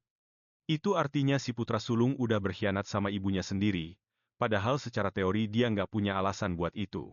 Kalian bilang kalau kakaknya nggak berkhianat sama siapapun. Dia cuma nutup pintu hatinya buat ibu yang harus dia hadapi. Ratu bahkan nggak pernah sadar betapa beracunnya dia selama ini. Makanya cowok itu jadi pecandu alkohol. Tapi ini ada plot twistnya. Dia sebenarnya bukan pemabuk. Dia cuma sengaja numpahin anggur ke bajunya, napasnya selalu segar. Itu semua dia lakuin cuma buat ngerusak citranya sendiri. Tiap kali dia ngerendahin jagoan kita, itu selalu di depan orang banyak. Dia ngelakuin itu dengan harapan biar Ratu mau ngebuang dia, tapi usahanya nggak pernah berhasil. Dan karena gila kuasa, Celis udah sampai di titik di mana dia nggak bisa balik lagi, cuma kematian yang bisa ngehentiin dia. Meski udah denger itu semua, si kepala pelayan masih nggak ngerti kenapa aliansi yang nggak keduga ini bisa terjadi. Jagoan kita juga nggak punya jawaban buat semuanya. Satu-satunya orang yang benar-benar bisa ngertiin Planch udah nggak ada lagi di dunia ini. Kian Arson yang lama udah nggak ada di negeri ini, nggak ada satupun yang bisa nemuin dia. Terus, seorang pembawa pesan deketin raja buat ngebisikin sesuatu. Mereka nemuin tawanan di penjara bawah tanah di Burisen. Dengar hal itu, sang raja merasa penasaran. Saat bicara dengan Ellen, Dia nanya apa Ellen sudah lupa siapa dia sebenarnya, meskipun dia orangnya santai banget. Dia memegang gelar tertinggi di Vulkan. Sang raja ingin pamer ke seluruh istana soal kekuatan yang dia punya sekarang. Jadi, dia mengerahkan pasukan pengawal kerajaan buat memperluas pencarian. Saat ini, Evan lagi menghadapi tuduhan serius gara-gara semua ini. Kasatria yang sama yang bicara dengan raja adalah orang yang bertanggung jawab membawa bangsawan itu masuk, tinggal sisa beberapa hari lagi sampai peresmian divisi penyihir baru. Hal itu bakal bikin para bangsawan kaget karena gelar yang bakal diberikan kepada Ellen. Ellen sudah sadar kalau raja tahu persis betapa para bangsawan membencinya, terutama si Evan. Sebenarnya, Ellen dulunya adalah seorang Viscount di Liber, tapi dia dikenal sebagai penyihir hebat di Seria. Dia juga punya gelar baron. Tapi dari semua gelarnya, dia lebih milih jadi gurunya pangeran muda. Dan mulai sekarang, dia bukan cuma itu saja. Dia juga bakal dikenal sebagai Count Ellen, gelar yang dikasih langsung sama raja. Ellen langsung kaget, dan raja menyadari hal itu. Situasinya benar-benar nggak terduga dan bisa berujung pada masalah besar. Jagoan kita sadar kalau hujannya sudah berhenti. Perburuan bakal segera dimulai. Si kepala pelayan mau bangunin cowok kita tapi kaget. Pas lihat dia sudah bangun, Talion sempat jalan-jalan sebentar karena ada beberapa hal yang harus diurus. Si pelayan bilang, anak kita harus lihat sesuatu yang lain. Mereka baru saja dapat hadiah beberapa ekor kuda dari Baron Polan. Cowok kita kagum banget sama kualitas kuda-kuda itu. Dan bukan cuma itu saja, mereka juga dapat kado seekor kucing, yang bikin cowok kita agak bingung. Dia tadinya bingung mau pelihara anjing atau burung, tapi dikasih kucing ternyata oke juga, hewan itu akhirnya langsung diserahkan ke tangan Hina. Hewan peliharaan kayak gitu boleh tinggal di kediaman pangeran, dan cowok kita minta dia buat hati-hati banget jaganya. Hina sadar kalau jagoan kita ingat permintaannya, dan dia senang sekali. Nggak butuh waktu lama buat dia nunjukin apa yang terjadi sama kakaknya. Si pelayan juga kasih tahu cowok kita soal pergerakan raja. Beliau mengirim pasukan ke wilayah Burian. Arson masih menghilang, tapi itu sama sekali nggak bikin cowok kita khawatir. Dia cuma mengulang omongan Ellen. Kekuatan bawahannya nggak main-main. Biarpun begitu, jagoan kita nggak bakal diam saja. Hilangnya penyihir Vulkan. Itu masalah serius dan bakal ditangani seperti itu. Apapun itu, hidup terus berjalan dan waktunya berburu. Nggak semua orang tahu apa Pangeran Planch bakal ikutan juga. Ada gosip kalau kesehatannya lagi nggak baik. Sambil melihat keluar jendela, Planch teringat sebuah percakapan. Jagoan kita nyuruh dia buat nggak ikut berburu dan bilang kalau dia lagi demam. Planch nggak ngerti maksud dari rencana itu, apalagi dia mungkin emang beneran lagi kurang fit buat berburu. Si pelayan bilang dia bakal bicara ke raja, supaya beliau maklum soal absennya sang putra. Planch masih belum bisa nebak apa mau jagoan kita. Tapi kalau itu bisa menjauhkannya dari konflik tahta, ya nggak apa-apa. Pas lagi mikir, dia dengar suara. Kucing mengeong, itu kucing punya jagoan kita yang lagi main sama Hina di taman. Planch tahu kalau gadis itu pelayannya. Jagoan kita, dan jalan yang dia lewati itu menuju ke Taman Mawar. Kalau dia nggak salah ingat, biasanya di jam segini, Randall juga sering ke taman itu. Salah satu pengawal Planch menodongkan pedang ke arah gadis itu. Dengan kasarnya, dia mulai menginterogasi Hina, nanya siapa dia dan gimana caranya bisa sampai di sana. Hina ketakutan banget dan tahu dia harus memperkenalkan diri. Tapi karena pengawal itu kayaknya nggak paham bahasa isyarat, dia terpikir buat nulis di tanah. Baru saja dia mulai gerak, si pengawal malah makin galak, karena dia nggak tahu Hina mau ngapain. Hina panik karena nggak ada tempat buat nulis. Saat itulah seseorang datang campur tangan dan bilang kalau akting si pengawal itu payah banget, dia nggak ngenalin pelayan pangeran, matanya pasti rabun, atau mungkin otaknya yang lemot. Planch muncul dan jadi pahlawan. Dengan muka malu, si pengawal minta maaf, katanya dia nggak tahu kalau dia itu seorang pelayan. Planch menatap mata Hina sebentar dan nyuruh dia bawa kucing itu pergi. Hina membungkuk hormat, berterima kasih atas apa yang dia lakukan. Randall bilang kalau dia sebenarnya diajak berburu sama Planch sendiri, tapi malah dua-duanya nggak datang. Planch nggak nyangka bakal ketemu saudaranya di taman. Jadi dia mulai pamit, sebelum pergi, Randall berkomentar kalau hubungan Planch sama jagoan kita makin membaik. Di tengah hutan, sang raja merasa ragu. Apa ini yang terbaik buat anak-anaknya? Sambil mencoba ngajarin si penyihir pakai busur, Ellen minta semua diam supaya dia bisa fokus. Beberapa bangsawan ikut bareng mereka, dan mereka nggak tahu kenapa mereka dibagi jadi beberapa kelompok. Di antara mereka ada yang dari keluarga Brisen. Akhirnya, setelah konsentrasi penuh, si penyihir berhasil melepaskan anak panahnya, tapi panah itu bahkan nggak terbang lebih dari beberapa meter. Raja harus menahan tawa. Ellen tetap mendengarnya, dan sambil mencoba membela diri, dia bilang kalau dia itu penyihir yang fokus keahliannya ada di bidang lain. Para bangsawan sadar kalau kelompok berburu lawan nggak bakal terlihat meyakinkan. Di saat yang sama, burung yang mau diburu Ellen malah kena tembak jatuh. Mereka bahkan tidak bisa melihat anak panahnya. Ellen berkata bahwa tidak ada aturan yang melarang penggunaan sihir. Dia pun bertanya kepada raja apakah hal itu benar, dan sang raja segera mengonfirmasinya. Kemudian raja bertanya, apakah penyihirnya ini memburu orang-orang itu juga? Para bangsawan baru menyadari bahwa mereka benar-benar tidak berdaya. Ini hanyalah sebuah peringatan bagi penyihir itu dan juga sang raja. Mereka tidak ada bedanya dengan burung itu. Sudah saatnya bagi mereka untuk memikirkan apa yang akan mereka lakukan dengan hidup mereka. Kalian berkata bahwa dia akan segera memburu jenis makhluk yang berbeda, dan itulah alasan mengapa dia membutuhkan bantuan orang-orang tersebut. Saat mereka bertemu lagi, itu akan terjadi di istana. Sang ratu baru saja membaca surat yang membuatnya murka. Itu adalah balasan dari Grey. Beritanya benar-benar menghancurkan. Dia tidak bisa lagi menggunakan aura, dan sang ratu diminta untuk tidak mengganggunya saat ini. Di atas mejanya, terdapat kantong uang yang sama dengan yang diberikan kepada ksatria korup itu. Kantong itu ditemukan di lokasi terakhir keberadaan Arsen. Jagoan kita adalah orang yang mengembalikan kantong itu kepadanya. Sang ratu mencoba berpura-pura tidak tahu apa-apa, tapi pria kita tahu bahwa dia telah bertemu dengan ksatria korup tersebut. Meskipun begitu, Cis tetap bersikeras pada kebohongannya hanya karena seorang penyihir menghilang. Dia bilang jagoan kita sedang panik. Dia bertanya apakah kalian sudah bernegosiasi dengan Grey. Pria kita mengatakan kepadanya bahwa dia benar-benar berhalusinasi dan dia tidak butuh orang-orang seperti dia atau keluarganya.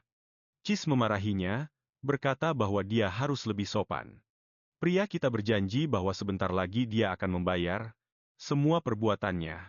Akhir dari sang ratu sudah semakin dekat, dan kalian menjamin bahwa dialah yang akan bertanggung jawab atas hal itu.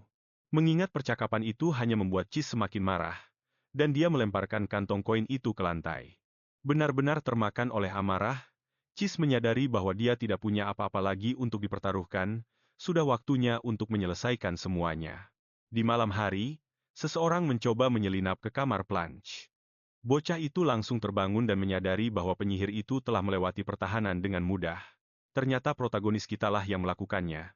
Dia berjanji tidak akan masuk lagi kecuali dia diundang. Blanche ingin tahu apa yang sedang direncanakan kakaknya, dan bocah itu bilang dia punya 3 hal untuk dibicarakan. Pertama, apakah Randall tahu mereka sedang bekerja sama? Jawabannya adalah ya. Kalian tidak menyangka berita itu akan tersebar secepat itu dan meminta detail lebih lanjut. Dalam percakapan yang mereka lakukan di taman, Plan sempat bertanya apakah hal itu mengganggu kakaknya yang berambut pirang itu, dan dia menjawab bahwa itu tidak masalah, yang mengonfirmasi kepada protagonis kita bahwa keadaan sedang tenang. Meski tahu Randall tidak akan mempersulit keadaan, kalian tetap ingin lebih berhati-hati. Beralih ke poin berikutnya, dia akhirnya berterima kasih kepada Blanche. Sang pangeran berkata bahwa dia bahkan tidak peduli soal itu. Seseorang mungkin sudah memberitahunya apa yang terjadi di taman dengan gadis dan kucing itu. Mengingat kembali hal itu, dia tahu persis mengapa dia tidak butuh ucapan terima kasih apapun. Hina sudah melakukan hal seperti itu, dan dia melakukannya dengan sangat sopan. Sekarang setelah kalian mengetahui hal itu, dia bisa lanjut ke poin terakhir. Karena keesokan harinya adalah pelantikan Falcon, dia ingin adiknya tetap pura-pura sakit untuk 1 hari lagi. Blanche bilang kalian sudah keterlaluan.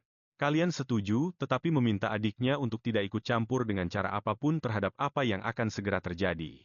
Saat bersiap untuk pelantikan, sang ratu sedang dilayani. Pelayan-pelayannya bertanya-tanya apakah suasana hatinya sudah membaik. Dia sangat stres akhir-akhir ini, dan hal itu membuat semua orang khawatir.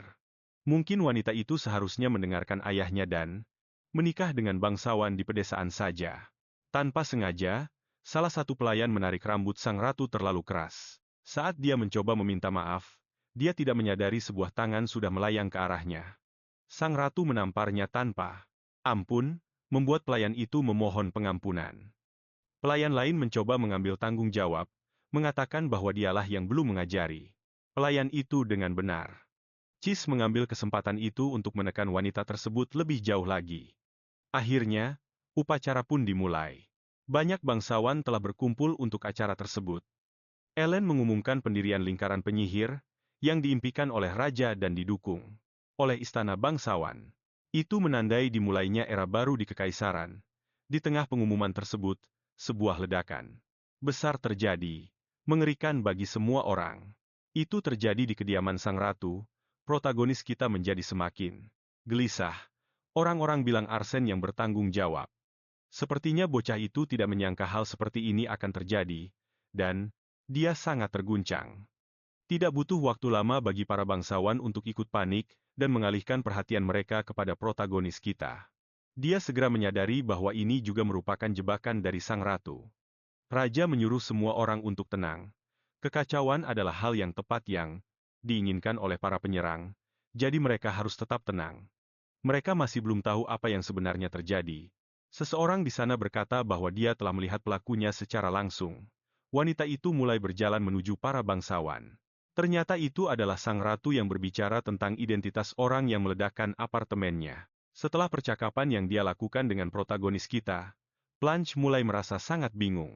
Kalian berkata bahwa semua orang mendengar ledakan itu dan mereka merasa lega karena sang ratu selamat. Kalian berkata bahwa bocah itu sinis karena dialah orang di balik serangan tersebut. Meskipun dituduh, kalian menegaskan kalau masalah ini tetap harus diselidiki. Kalian bilang, sebelum ratu diserang, Arkson sempat menuduhnya telah merencanakan sebuah penyergapan. Tokoh utama kita sudah memberitahunya soal itu. Di hari yang sama, si ratu sudah merencanakan segalanya bersama pelayan tersebut. Ratu memberikan sebuah artefak untuk diletakkan di meja rias. Pelayan malang itu jelas nggak bisa menolak perintahnya. Begitu artefak kecil itu diletakkan, terjadilah ledakan besar yang disaksikan oleh seluruh bangsawan di sana.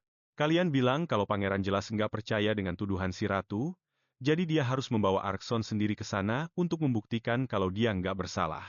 Sang ratu bersikeras kalau dia melihatnya menaruh bahan peledak di kamarnya. Padahal, itu semua cuma jebakan busuk untuk menjatuhkan pangeran. Pangeran sempat terdesak karena tuduhan itu. Tapi tiba-tiba, si ratu dibuat kaget setengah mati dengan kedatangan Arkson. Dan yang lebih parah lagi, dia nggak sendirian. Penyihir itu menyapa sang ratu dengan sangat sopan, tapi terasa sangat mengancam. Padahal dia baru saja menuduh orang ini. Selis pun nggak habis pikir kenapa ayahnya sendiri malah ada di pihak lawan. Saat itulah dia sadar kalau tokoh utama kita sedang bermain catur di level yang jauh berbeda. Kehancurannya dimulai saat ini juga. Kembali ke hari saat Arkin menghilang. Dia bertemu dengan Kiri, dan sebenarnya, dia cuma dapat jatah libur beberapa hari.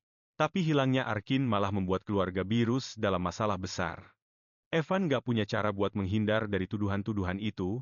Arkin pun pergi menemui Evan untuk bernegosiasi. Mengikuti instruksi pangeran, dia bilang kalau ratu bakal memakai situasi ini untuk membangun sebuah konspirasi. Evan harus bersembunyi di wilayah itu. Sebagai gantinya, Evan wajib mendukung pangeran supaya tuduhan palsu tersebut nggak bisa berlanjut. Sekarang kalian memegang kendali strategis penuh. Di hadapan sang raja, dia meminta agar penyelidikan segera dimulai. Ratu tadi menuntut agar si penyihir muncul, dan sekarang hal itu benar-benar terjadi. Saat lewat di depan ratu, kalian berbisik kalau dia sudah memperingatkannya. Selis nggak seharusnya bertindak segegabah ini. Sekarang ayahnya sendiri, raja, dan para ksatria, semuanya berbalik melawannya. Selis mulai tersenyum gila, benar-benar mengerikan. Dia bilang kalau ibu tokoh utama kita dulu juga sama kurang ajarnya, itu bukti kalau mereka berdua memang mirip. Tiba-tiba, dia mengeluarkan pisau dan mencoba menyerang tokoh utama kita. Darah mulai bercucuran di lantai. Nggak ada yang menyangka hal ini bakal terjadi. Ratu pun nggak percaya dengan darah yang tumpah akibat ulahnya sendiri. Bahkan tokoh utama kita pun nggak menduganya. Blanche sebenarnya sudah dilarang ikut campur, tapi dia malah nekat mau jadi pahlawan. Sekarang pria malang itu diambang kematian. Selis makin murka saat menyadari kalau dia sudah dikhianati oleh putranya sendiri. Dia menusukkan pisaunya makin dalam. Kalian cuma bisa melihat kakaknya menderita dengan sangat brutal. Raja pun berusaha keras menghentikannya. Para ksatria dikerahkan untuk meringkus sang ratu. Dengan rasa cemas yang luar biasa, Raja memerintahkannya untuk segera berhenti. Tiba-tiba, tangan yang memegang pisau itu tertebas putus, membuat sang ratu menjerit kesakitan dan syok berat. Dengan penuh amarah, kalian bertanya apa wanita kurang ajar itu nggak dengar perintah raja, padahal dia sudah disuruh melepaskan pangeran. Penjaga pun mengambil alih situasi. Saat ratu ditangkap, para bangsawan baru menyadari kalau pangeran tadi menggunakan pedang aura. Itu artinya dia adalah seorang master pedang. Di tengah kekacauan itu, kalian langsung berusaha menolong kakaknya. Planche bilang dia sangat kagum adiknya bisa menggunakan pedang aura, tapi tepat setelah itu, dia langsung pingsan tak sadarkan diri. Semua orang berteriak memanggil penyembuh. Raja tampak sangat mengkhawatirkan putranya, begitu juga dengan tokoh utama kita. Karena situasi makin gak menentu, Raja harus segera dievakuasi, meskipun dia sebenarnya berat hati untuk pergi. Dia nggak tahu apa yang bakal terjadi pada putranya. Seseorang bilang kalau dia juga pernah kehilangan anak, tapi bedanya, dia bukan seorang raja. Ada hal yang jauh lebih penting yang sedang dipertaruhkan sekarang, dan pangeran akan membereskan semuanya. Sambil memberikan pertolongan pertama, pangeran terus menunggu penyembuh datang. Keadaan pun terasa makin genting dan memburuk. Kalian juga marah pada kakaknya. Harusnya dia nggak melakukan itu. Ini bukan waktunya untuk mati. Bahkan berkah Sepanian di dalam darahnya pun nggak membantu sama sekali. Sekarang cuma tinggal masalah waktu sampai dia mati. Penyembuh sudah dalam perjalanan, begitu juga dengan Hina. Kalian tiba-tiba teringat kalau Pangeran Randall mungkin bisa berguna. Di saat kacau seperti ini, barulah niat asli hati manusia terlihat. Hari itu juga, tokoh utama kita pergi menjenguk sang ratu di penjara. Kalian bilang padanya, semua orang punya rahasia yang gak bakal diketahui siapapun. Sekarang, dia punya satu pertanyaan soal kematian Ratu Aisyah, dan apakah Silis terlibat di dalamnya. Dengan ekspresi yang makin gila, Silis bilang dia nggak akan pernah melupakannya. Itu adalah nyawa pertama yang dia cabut menggunakan racun. Mendengar pengakuan itu, kalian pun murka dan merasa nggak ada lagi yang perlu dibicarakan. Sebelum dia pergi, Silis mengingatkannya kalau mereka sudah janji buat jujur satu sama lain. Setelah berpikir sejenak, kalian bilang kalau sejujurnya dia berharap sang ratu bakal menanyakan keselamatan putranya sendiri. Tapi dengan teganya, Silis malah bilang kalau anaknya itu cuma jadi penghalang sampai akhir. Dia merasa sudah memberikan yang terbaik, tapi putranya itu malah terbukti bodoh, katanya. Bocah itu nggak pernah berguna buat apapun. Dan di penjaranya dia adalah bukti nyata dari hal itu. Tokoh utama kita bilang kalau orang-orang bakal lari demi melindungi apa yang berharga buat mereka. Cara serangan itu terjadi nunjukin kalau sang ratu nggak pernah dilatih bertarung sama sekali, si bocah itu bahkan nggak perlu repot-repot menangkisnya. Dia bisa aja cuma melipir ke samping. Lagian dia juga dilindungi sihir. Harusnya Plan tahu soal semua itu, tapi dia tetap milih buat ngelakuinnya. Silis bertanya-tanya apa si bocah ngelakuin itu buat lindungin dia, padahal dia nggak punya alasan buat itu. Kalian bilang kalau aja ibunya nggak jatuh serendah itu, dia pasti bakal ngerti alasan anaknya. Soal gimana dia udah coba kasih peringatan tentang risiko dari semua keputusan dan kelakuannya itu. Kalian udah coba peringatin ibunya soal betapa keras kepalanya dia. Di puncak kegilaannya, Silis bilang kalau dia nggak nyesel sama sekali, malah ketawa kayak setan di mimpi buruk. Para bangsawan yang awalnya setia langsung berkhianat, dan semua kejahatan sang ratu akhirnya terbongkar. Nggak lama kemudian, Silis pun dihukum mati. Kematiannya juga nggak ditangisi siapapun. Menurut tradisi di sana, setelah seminggu ngosongin istananya, kerjaannya masih belum kelar juga. Orang-orang ngehindarin namanya. Nggak ada yang mau dikait-kaitin sama sang ratu. Ditambah lagi, nggak ada yang nyangka kalau bocah itu adalah seorang sword master yang bisa pakai sihir. Sejak kejadian itu, dia nggak pernah beranjak dari samping tempat tidur Plan.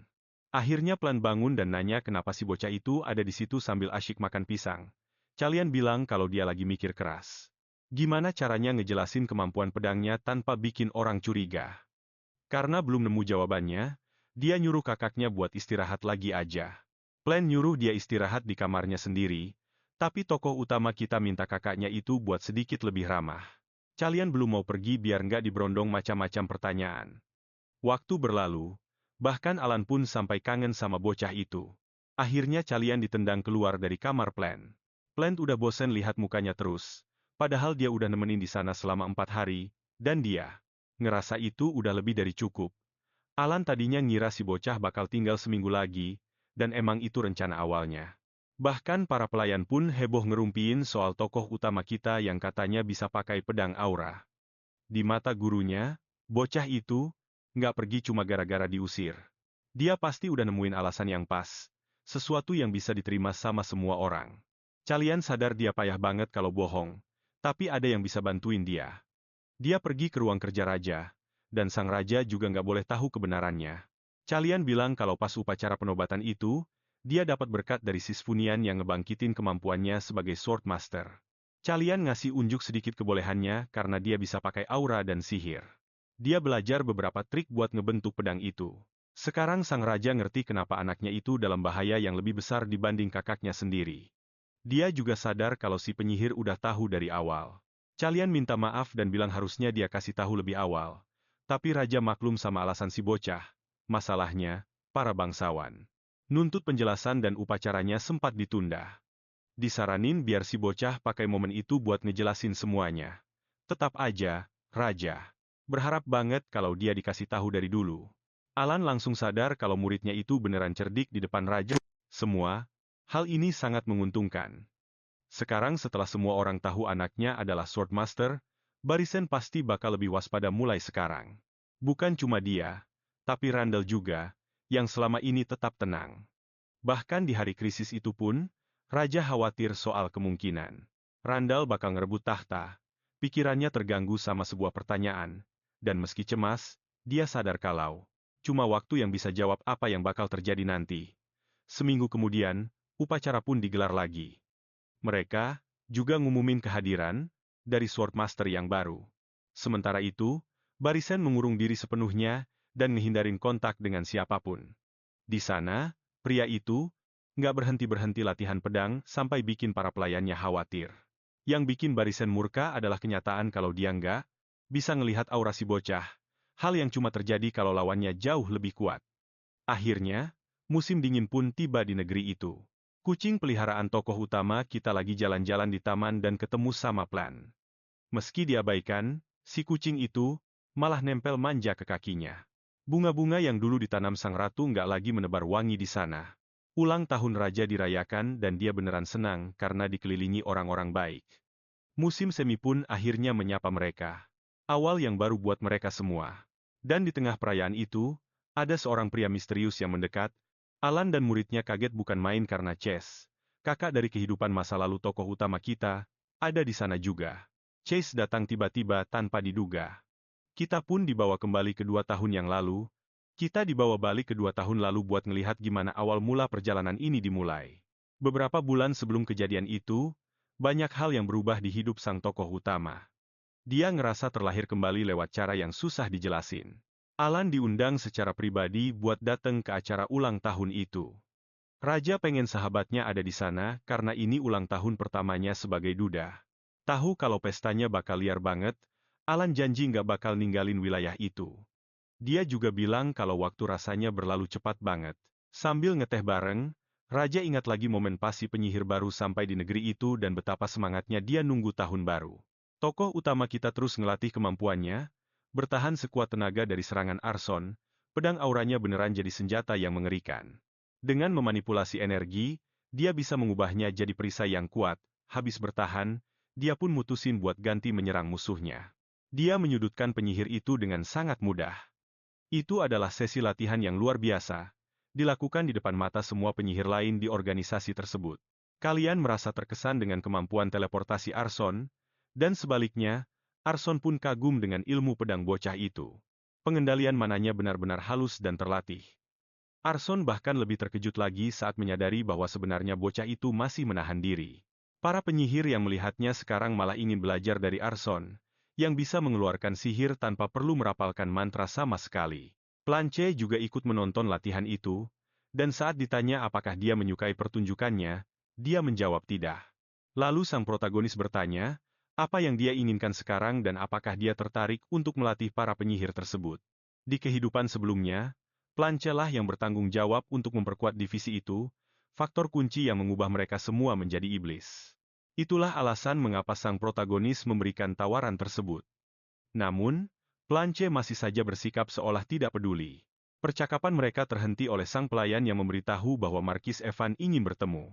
Ini pasti ada hubungannya dengan aura bocah kita, dan dia sudah dalam perjalanan menuju pertemuan tersebut. Kalian pun menyampaikan kabar itu kepada kakaknya. Dia bilang sekarang semua orang sudah tahu siapa kawan mereka. Dia tidak bisa terus bersembunyi di balik bayang-bayang karena serangan bisa datang kapan saja. Setelah berlatih sepanjang musim dingin, Evan ingin menemui bocah kita, tanpa tahu kalau dia menyembunyikan auranya menggunakan sihir. Hal itu saja sudah cukup untuk membuatnya merasa lebih lemah. Meski begitu, bocah kita sedang terjebak karena dia tahu kekuatannya saat ini belum cukup. Masalah lainnya adalah Planche, yang sampai sekarang belum punya kelompok pendukung sendiri di antara para bangsawan. Perang politik lainnya akan segera pecah, dan protagonis kita harus terus mengawasi satu orang, yaitu Randall. Dia akhirnya berpapasan dengan Randall di koridor yang sama. Dengan nada dingin, Randall berkata dia hampir menyesal karena tidak membantu bocah kita hari itu. Memandang rendah seorang pangeran adalah hal yang sangat tabu dalam adat di tempat ini.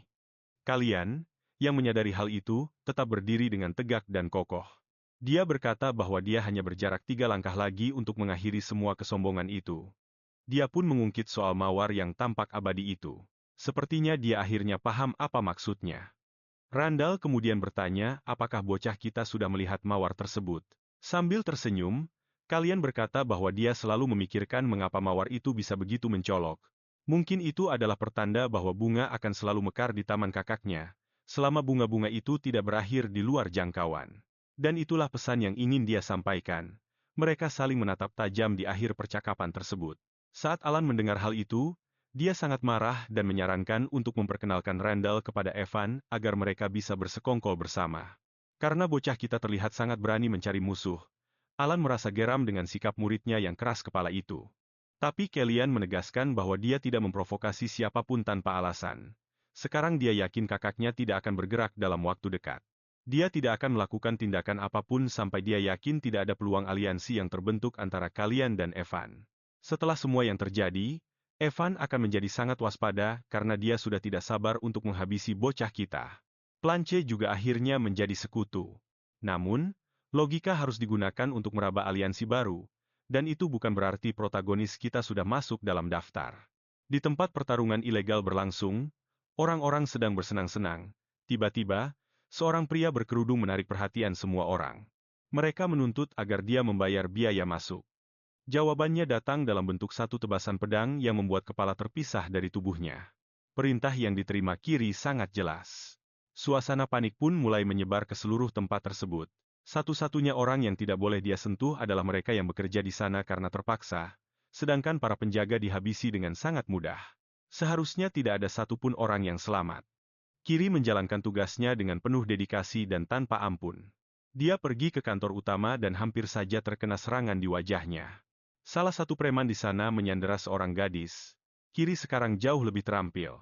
Dia tahu gadis itu sengaja menyerahkan diri untuk dijadikan sandera, jadi nyawanya tidak perlu diampuni. Penjahat itu sekarang tewas dengan lubang di dadanya. Kiri menjawab bahwa dia sama sekali tidak peduli dengan mereka yang menjaga tempat terkutuk ini. Saat penjaga lain tiba, banyak nyawa yang sudah melayang. Kiri membuang pedangnya, dan mengungkap identitasnya sebagai seorang pelayan. Kabar ini menyebar dengan cepat dan seorang pembawa pesan harus segera melaporkan bahwa kasino pertarungan bawah tanah telah diserang. Markis perlu tahu bahwa jalan pembawa pesan itu akhirnya terhadang. Alan bertanya hendak kemana pria itu dengan terburu-buru. Dengan penuh amarah, Evan memarahi bawahannya karena yang harus dia lakukan hanyalah segera melaporkan kejadian itu. Sekarang bahkan keluarga kerajaan ikut terlibat dalam penyelidikan. Semua ini terjadi karena Kiri selamat dari serangan itu. Kalian menitipkan sebuah pesan kepada pembawa pesan tersebut. Dan saat dia sedang dimarahi habis-habisan, si pembawa pesan berkata bahwa kalian gagal menarik Planche ke pihaknya. Saat serangan itu terjadi, mereka diperintahkan untuk menimpakan semua kesalahan kepada pangeran mereka. Evan sedang memikirkan hal itu sekarang. Dia sempat mengira kakak beradik itu telah bersatu, tapi sepertinya dia salah. Setelah sedikit tenang, Evan mulai percaya masih ada harapan. dan memutuskan bahwa dia akan menemui Planche keesokan harinya. Setelah pertemuan itu terjadi, Planche menyampaikan informasi tersebut kepada tokoh utama kita. Sepertinya Evan sudah terpancing umpan yang mereka pasang. Evan benar-benar berusaha membujuk Planche agar mau menjadi sekutu. Investigasi sepertinya tidak akan menyalahkan Evan atas kejadian itu. Serangan tersebut hanya bertujuan untuk meruntuhkan pengaruhnya saja. Sekarang kalian ingin tahu apakah saudaranya sudah memikirkan tawaran yang dia terima. Planche bilang dia sudah siap untuk melaksanakannya. Tokoh utama kita minta diingatkan kembali soal apa yang sudah mereka rencanakan. Ini soal Falcon. Dia akan ditugaskan untuk memimpin divisi tersebut. Gara-gara kasino pertarungan ilegal itu, ada bangsawan lain yang akhirnya menerima hukuman. Kiri menerima hukuman skors selama 2 bulan karena menggunakan pedangnya tanpa izin. Dan akhirnya, waktu 2 bulan itu pun berlalu. Jagoan kita dibangunkan oleh pelayannya yang ingin tahu apakah dia mau istirahat sedikit lebih lama. Kalian bilang dia baru saja mengalami mimpi yang aneh. Dia masih merasakan sisa dari mimpi itu, tapi dia sama sekali tidak bisa mengingat apapun. Si pelayan bilang mungkin itu pertanda keberuntungan. Dia melaporkan kalau Kiri melakukan pergerakan tadi malam. Katanya dia melihat karavan dari Tencel. Itu adalah sebuah kunjungan diplomatik. Planche merasa hal itu sangat aneh karena mereka datang membawa beberapa pendeta. Dia terpikir untuk segera melaporkannya pada tokoh utama kita.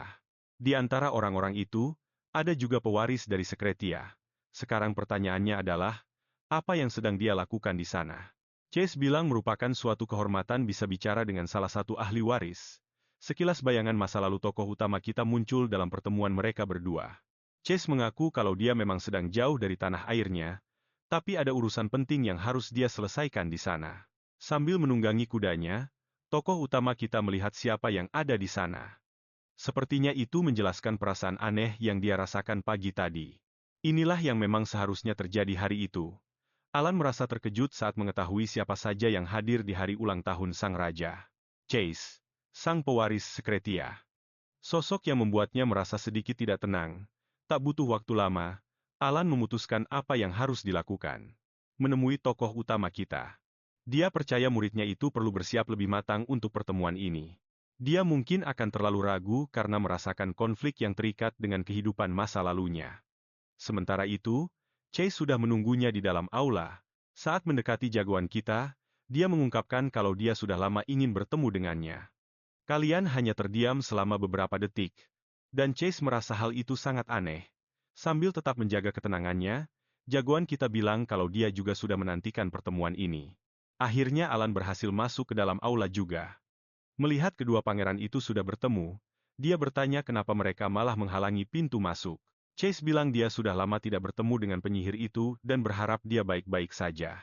Selagi mereka berdua terus mengobrol, tokoh utama kita kembali terdiam dalam keheningan batinnya.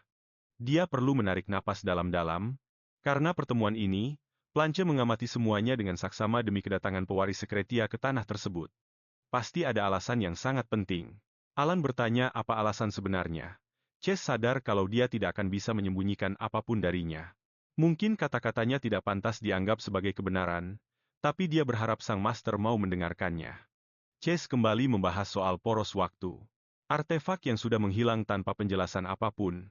Alan tidak akan pernah melupakan artefak itu karena dialah salah satu orang yang bertanggung jawab memeriksanya. Sekarang pertanyaannya adalah kenapa Chase membicarakan hal itu, padahal dia ada di sana saat artefaknya lenyap. Sejak saat itu, ingatan-ingatan aneh mulai muncul di kepalanya, hal-hal yang sebenarnya tidak dia ingat. Awalnya dia pikir itu mungkin cuma mimpi. Tapi tak lama kemudian, dia mulai merasa kalau dirinya sudah gila sampai pada titik di mana dia tidak bisa mengelaknya lagi. Dia harus menerimanya. Ingatan itu nyata, dan dia yakin saudaranya ada di suatu tempat di dalam kerajaan ini. Alan tidak meragukannya. Malah dia merasa terkejut, jadi, dia bertanya apakah Chase menggunakan artefak itu untuk membawa saudaranya kembali. Dia tahu kalau perang itu disebabkan oleh orang-orang yang ingin menguasai artefak tersebut. Bern adalah salah satu orang yang mengorbankan dirinya demi melindungi idealismenya, dan dia tidak akan pernah mengabaikan pengorbanan itu hanya demi memiliki saudaranya kembali. Dia menjaga artefak itu sampai akhir dan tidak pernah menggunakannya untuk apapun. Hal itu sejalan dengan apa yang dikatakan Sisian sejauh ini. Meski begitu, Chase masih ingat tatapan saudaranya hari itu dan sadar kalau dia tidak boleh membiarkannya tahu bahwa dia sudah tahu segalanya. Mengetahui kalau dia baik-baik saja sudah merupakan kelegaan yang luar biasa baginya. Sekarang Alan benar-benar penasaran dengan dua bersaudara ini dan jalan takdir yang sudah ditetapkan untuk mereka. Akhirnya Kiri memperkenalkan diri kepada mereka berdua. Dia datang untuk menyampaikan pesan dari pangeran yang ingin berbicara dengan mereka setelah ini. Setelah makan malam, kalian sadar seharusnya Alan menggunakan mantra kedap suara. Karena ceroboh, dia bertanya apakah Kiri mendengar sesuatu. Saat tidak ada jawaban, dia sadar kalau dia tidak seharusnya menyesal. Dia memberitahu Alan kalau Kiri adalah pengawal pribadi sang tokoh utama. Chase merasa terkesan karena biasanya ksatria berasal dari keluarga bangsawan. Sambil memperkenalkan diri dengan lebih sopan, Kiri bilang nama belakangnya adalah Burn, yang membuat Chase merasa semakin gelisah. Itu adalah nama yang diwariskan dalam keluarga kerajaan Burn selama turun-temurun.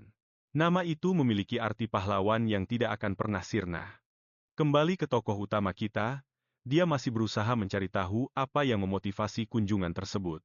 Dia merasa khawatir soal masa depan dan perang yang bisa saja terjadi sewaktu-waktu. Mungkin semua usahanya sia-sia. Dia masih belum tahu kenapa Planche memulai perang di kehidupannya yang dulu. Masih terjebak dalam pikiran itu, langkahnya terhenti karena interupsi dari saudaranya. Planche ingin tahu kenapa pangeran yang biasanya menjaga jarak tiba-tiba ingin bicara. Keadaan makin parah, kalian terlihat sangat kelelahan. Jadi, Planche bertanya apa yang akan dilakukan saudaranya kalau sesuatu yang sangat dia inginkan. Ternyata sudah diklaim oleh orang lain. Planche bilang dia nggak punya kebiasaan mengambil apa yang bukan miliknya. Kalian bertanya apa yang akan dia lakukan kalau itu adalah sesuatu yang benar-benar dia butuhkan. Apa dia masih akan membatasi dirinya dengan aturan moral semacam itu? Bahkan setelah berpikir sejenak, jawaban Planche nggak berubah. Jagoan kita harus mengakui kalau dia benar-benar terguncang setelah pertemuan itu. Planche versi sekarang sama sekali nggak tahu apa yang bakal terjadi. Planche menuntut jawaban dari jagoan kita sekarang juga. Sambil menggunakan sihir kedap suara, kalian teringat kalau saudaranya sempat bertanya siapa dia sebenarnya. Pertanyaan itu bikin jagoan kita gugup banget. Kalian bilang kalau waktu di dunia ini sudah kembali 10 tahun ke belakang, yang bikin saudaranya syok berat. Dulu dia adalah saudaranya Chase. Itulah kebenaran yang akhirnya terungkap. Sekarang saatnya bagi Alan untuk bicara dengan muridnya. Rahasianya sudah terbongkar ke satu orang lagi, dan hal itu bikin sang penyihir sangat khawatir. Kalian bilang dia juga nggak memberikan banyak penjelasan, cuma bilang kalau dulu dia saudaranya Chase, dan sekarang dia saudaranya Planche. Alan masih merasa sangat nggak tenang dengan situasi ini dan ingin tahu keadaan sebenarnya. Sekarang, jagoan kita punya sebuah permintaan untuk diajukan kepada Yura, dan dia sangat mengandalkan kerjasama dari gurunya. Ada sesuatu yang terus mengganggu pikirannya. Randall, saudaranya yang lain, dan semua pendeta yang mengunjungi kerajaan baru-baru ini, itu bukan sekadar kebetulan biasa. Di luar, Planche nggak sengaja berpapasan dengan Chase. Dia bertanya apa yang sedang Chase lakukan di taman istana. Chase bilang dia punya waktu luang dan raja sudah mengizinkannya untuk melihat-lihat, tapi sepertinya Planche nggak suka hal itu. Biarpun begitu, Planche bilang kalau dia sudah salah paham. Dia sebenarnya penasaran dan ingin tahu alasan kunjungannya.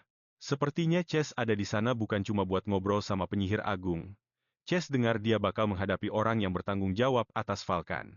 Pengalihan topik yang mendadak itu bikin Planche terkejut. Dia nggak nyangka informasinya sudah menyebar secepat itu. Dengan wajah serius, Chase bertanya apakah divisi itu bakal jadi fondasi kekuatan sang pangeran. Melihat reaksi itu, Planche akhirnya paham semuanya. Chase pasti sudah melakukan sesuatu di versi masa depan melalui para penyihir itu. Menyadari kalau Chase tahu lebih banyak daripada yang terlihat, Falcon tetap menegaskan satu hal. Dia cuma melayani jagoan kita. Masih merasa khawatir, Chase bilang demi kebaikan sang pangeran sendiri, sebaiknya dugaannya ini benar. Kembali ke jagoan kita yang sedang membaca sepucuk surat. Kepala pelayan yang sedang dia selidiki sepertinya sama sekali nggak punya catatan rekam jejak. Saat sedang memikirkan hal itu, dia diberitahu kalau perjamuan bakal segera diumumkan. Karena dia harus segera mengambil keputusan, kalian meminta bantuan kepala pelayannya sendiri. Haldome mengirim 30 pendeta ke sana. Dia yakin saudaranya, Randall, terlibat dalam hal ini. Pelayan itu bilang mereka ada di sana untuk merayakan ulang tahun raja, tapi jumlah pendetanya terlalu banyak. Jadi, pasti ada alasan lain. Hal itu bikin sang pelayan benar-benar memutar otak. dan jagoan kita sadar kalau dia masih belum paham sepenuhnya. Tetap saja, jagoan kita bilang mereka seharusnya nggak bisa mengirim pendeta sebanyak itu. Tanzel sedang kesulitan gara-gara musim hujan tahun itu. Mereka butuh bantuan dari kerajaan, dan sekarang mereka membalas budi dengan mengirimkan pendeta-pendeta yang berharga. Kalian sadar kalau di mana ada banjir, di situ juga ada wabah penyakit, bangsa itu pasti butuh penyembuh secepat mungkin. Tapi tetap saja, mengirim pendeta cuma buat ulang tahun raja, sekarang semuanya terasa jelas. Orang-orang itu nggak mungkin pendeta sungguhan. Setelah percakapan itu, Planche jadi termenung. Di lorong istana, dia nggak sengaja bertemu dengan Hina. Dia bertanya apa kucingnya terjebak lagi, lalu menyuruhnya mundur sedikit. Dia bilang dia bakal membantu. Dia malah menutup pintunya lebih rapat dan bilang kalau dia yang akan mengurus kucing itu. Itu adalah kamar milik Planche. Selain si kucing, jagoan kita juga ada di dalam. Kalian pergi ke sana buat tanya ke saudaranya apakah dia bakal datang ke perjamuan itu. Planche tanya apa yang sudah direncanakan saudara tercintanya hari ini. Kalian bilang ada 30 pendeta palsu di tempat itu. Para pangeran masuk ke aula bersama-sama. Bagi para bangsawan, pemandangan mereka bersatu itu terasa aneh. Mungkin itulah cara mereka. Bersumpah untuk menunjukkan sekutu mereka. Jelas sekali kalau mereka sedang menantang Randall lewat aksi kekompakan itu. Bagi jagoan kita, itu sudah lebih dari cukup. Kalau saudaranya masih merencanakan sesuatu, dia nggak bakal bisa melaksanakannya. Planche bertanya apa itu yang diinginkan jagoan kita. Kalian menjawab, ini baru langkah pertama. Dia juga menyadari kalau jagoan kita sepertinya sedang mencari seseorang di antara para tamu. Sepertinya ada seseorang yang kurang. Evan Kiri sudah melakukan penyelidikan di luar, dan jagoan kita yakin kalau ini bukan sekadar kebetulan. Tugas pengawal itu adalah membuntuti Randall segera setelah dia meninggalkan perjamuan. Sang pangeran bergerak di sekitar, dijaga ketat oleh para pengawalnya. Jadi Kyrie harus benar-benar lincah dan tidak boleh ketahuan. Untungnya bagi dia, ada sepasang bangsawan yang sedang asyik mojok di balik semak-semak. Mereka pun meminta maaf atas apa yang terjadi. Randall tetap melanjutkan jadwalnya seperti biasa. Tapi ada satu orang lagi yang perlu diselidiki, yaitu tangan kanan sang pangeran, si kacamata itu. Kiri hanya perlu mencari tahu satu hal dalam misi kali ini, keberadaannya akhirnya ketahuan juga. Orang-orang itu merasakan hawa membunuh darinya. Mereka bukan pendeta. Seperti dugaan jagoan kita, mereka sebenarnya adalah ksatria. Dan dia pergi menemui saudaranya untuk meminta penjelasan. Dia sama sekali tidak merasa bersalah karena sudah menyukai video itu, yang membantu Mamoru membuat konten yang lebih mantap bagi para penontonnya. Jangan lupa nyalakan loncengnya dan ikuti terus lanjutannya.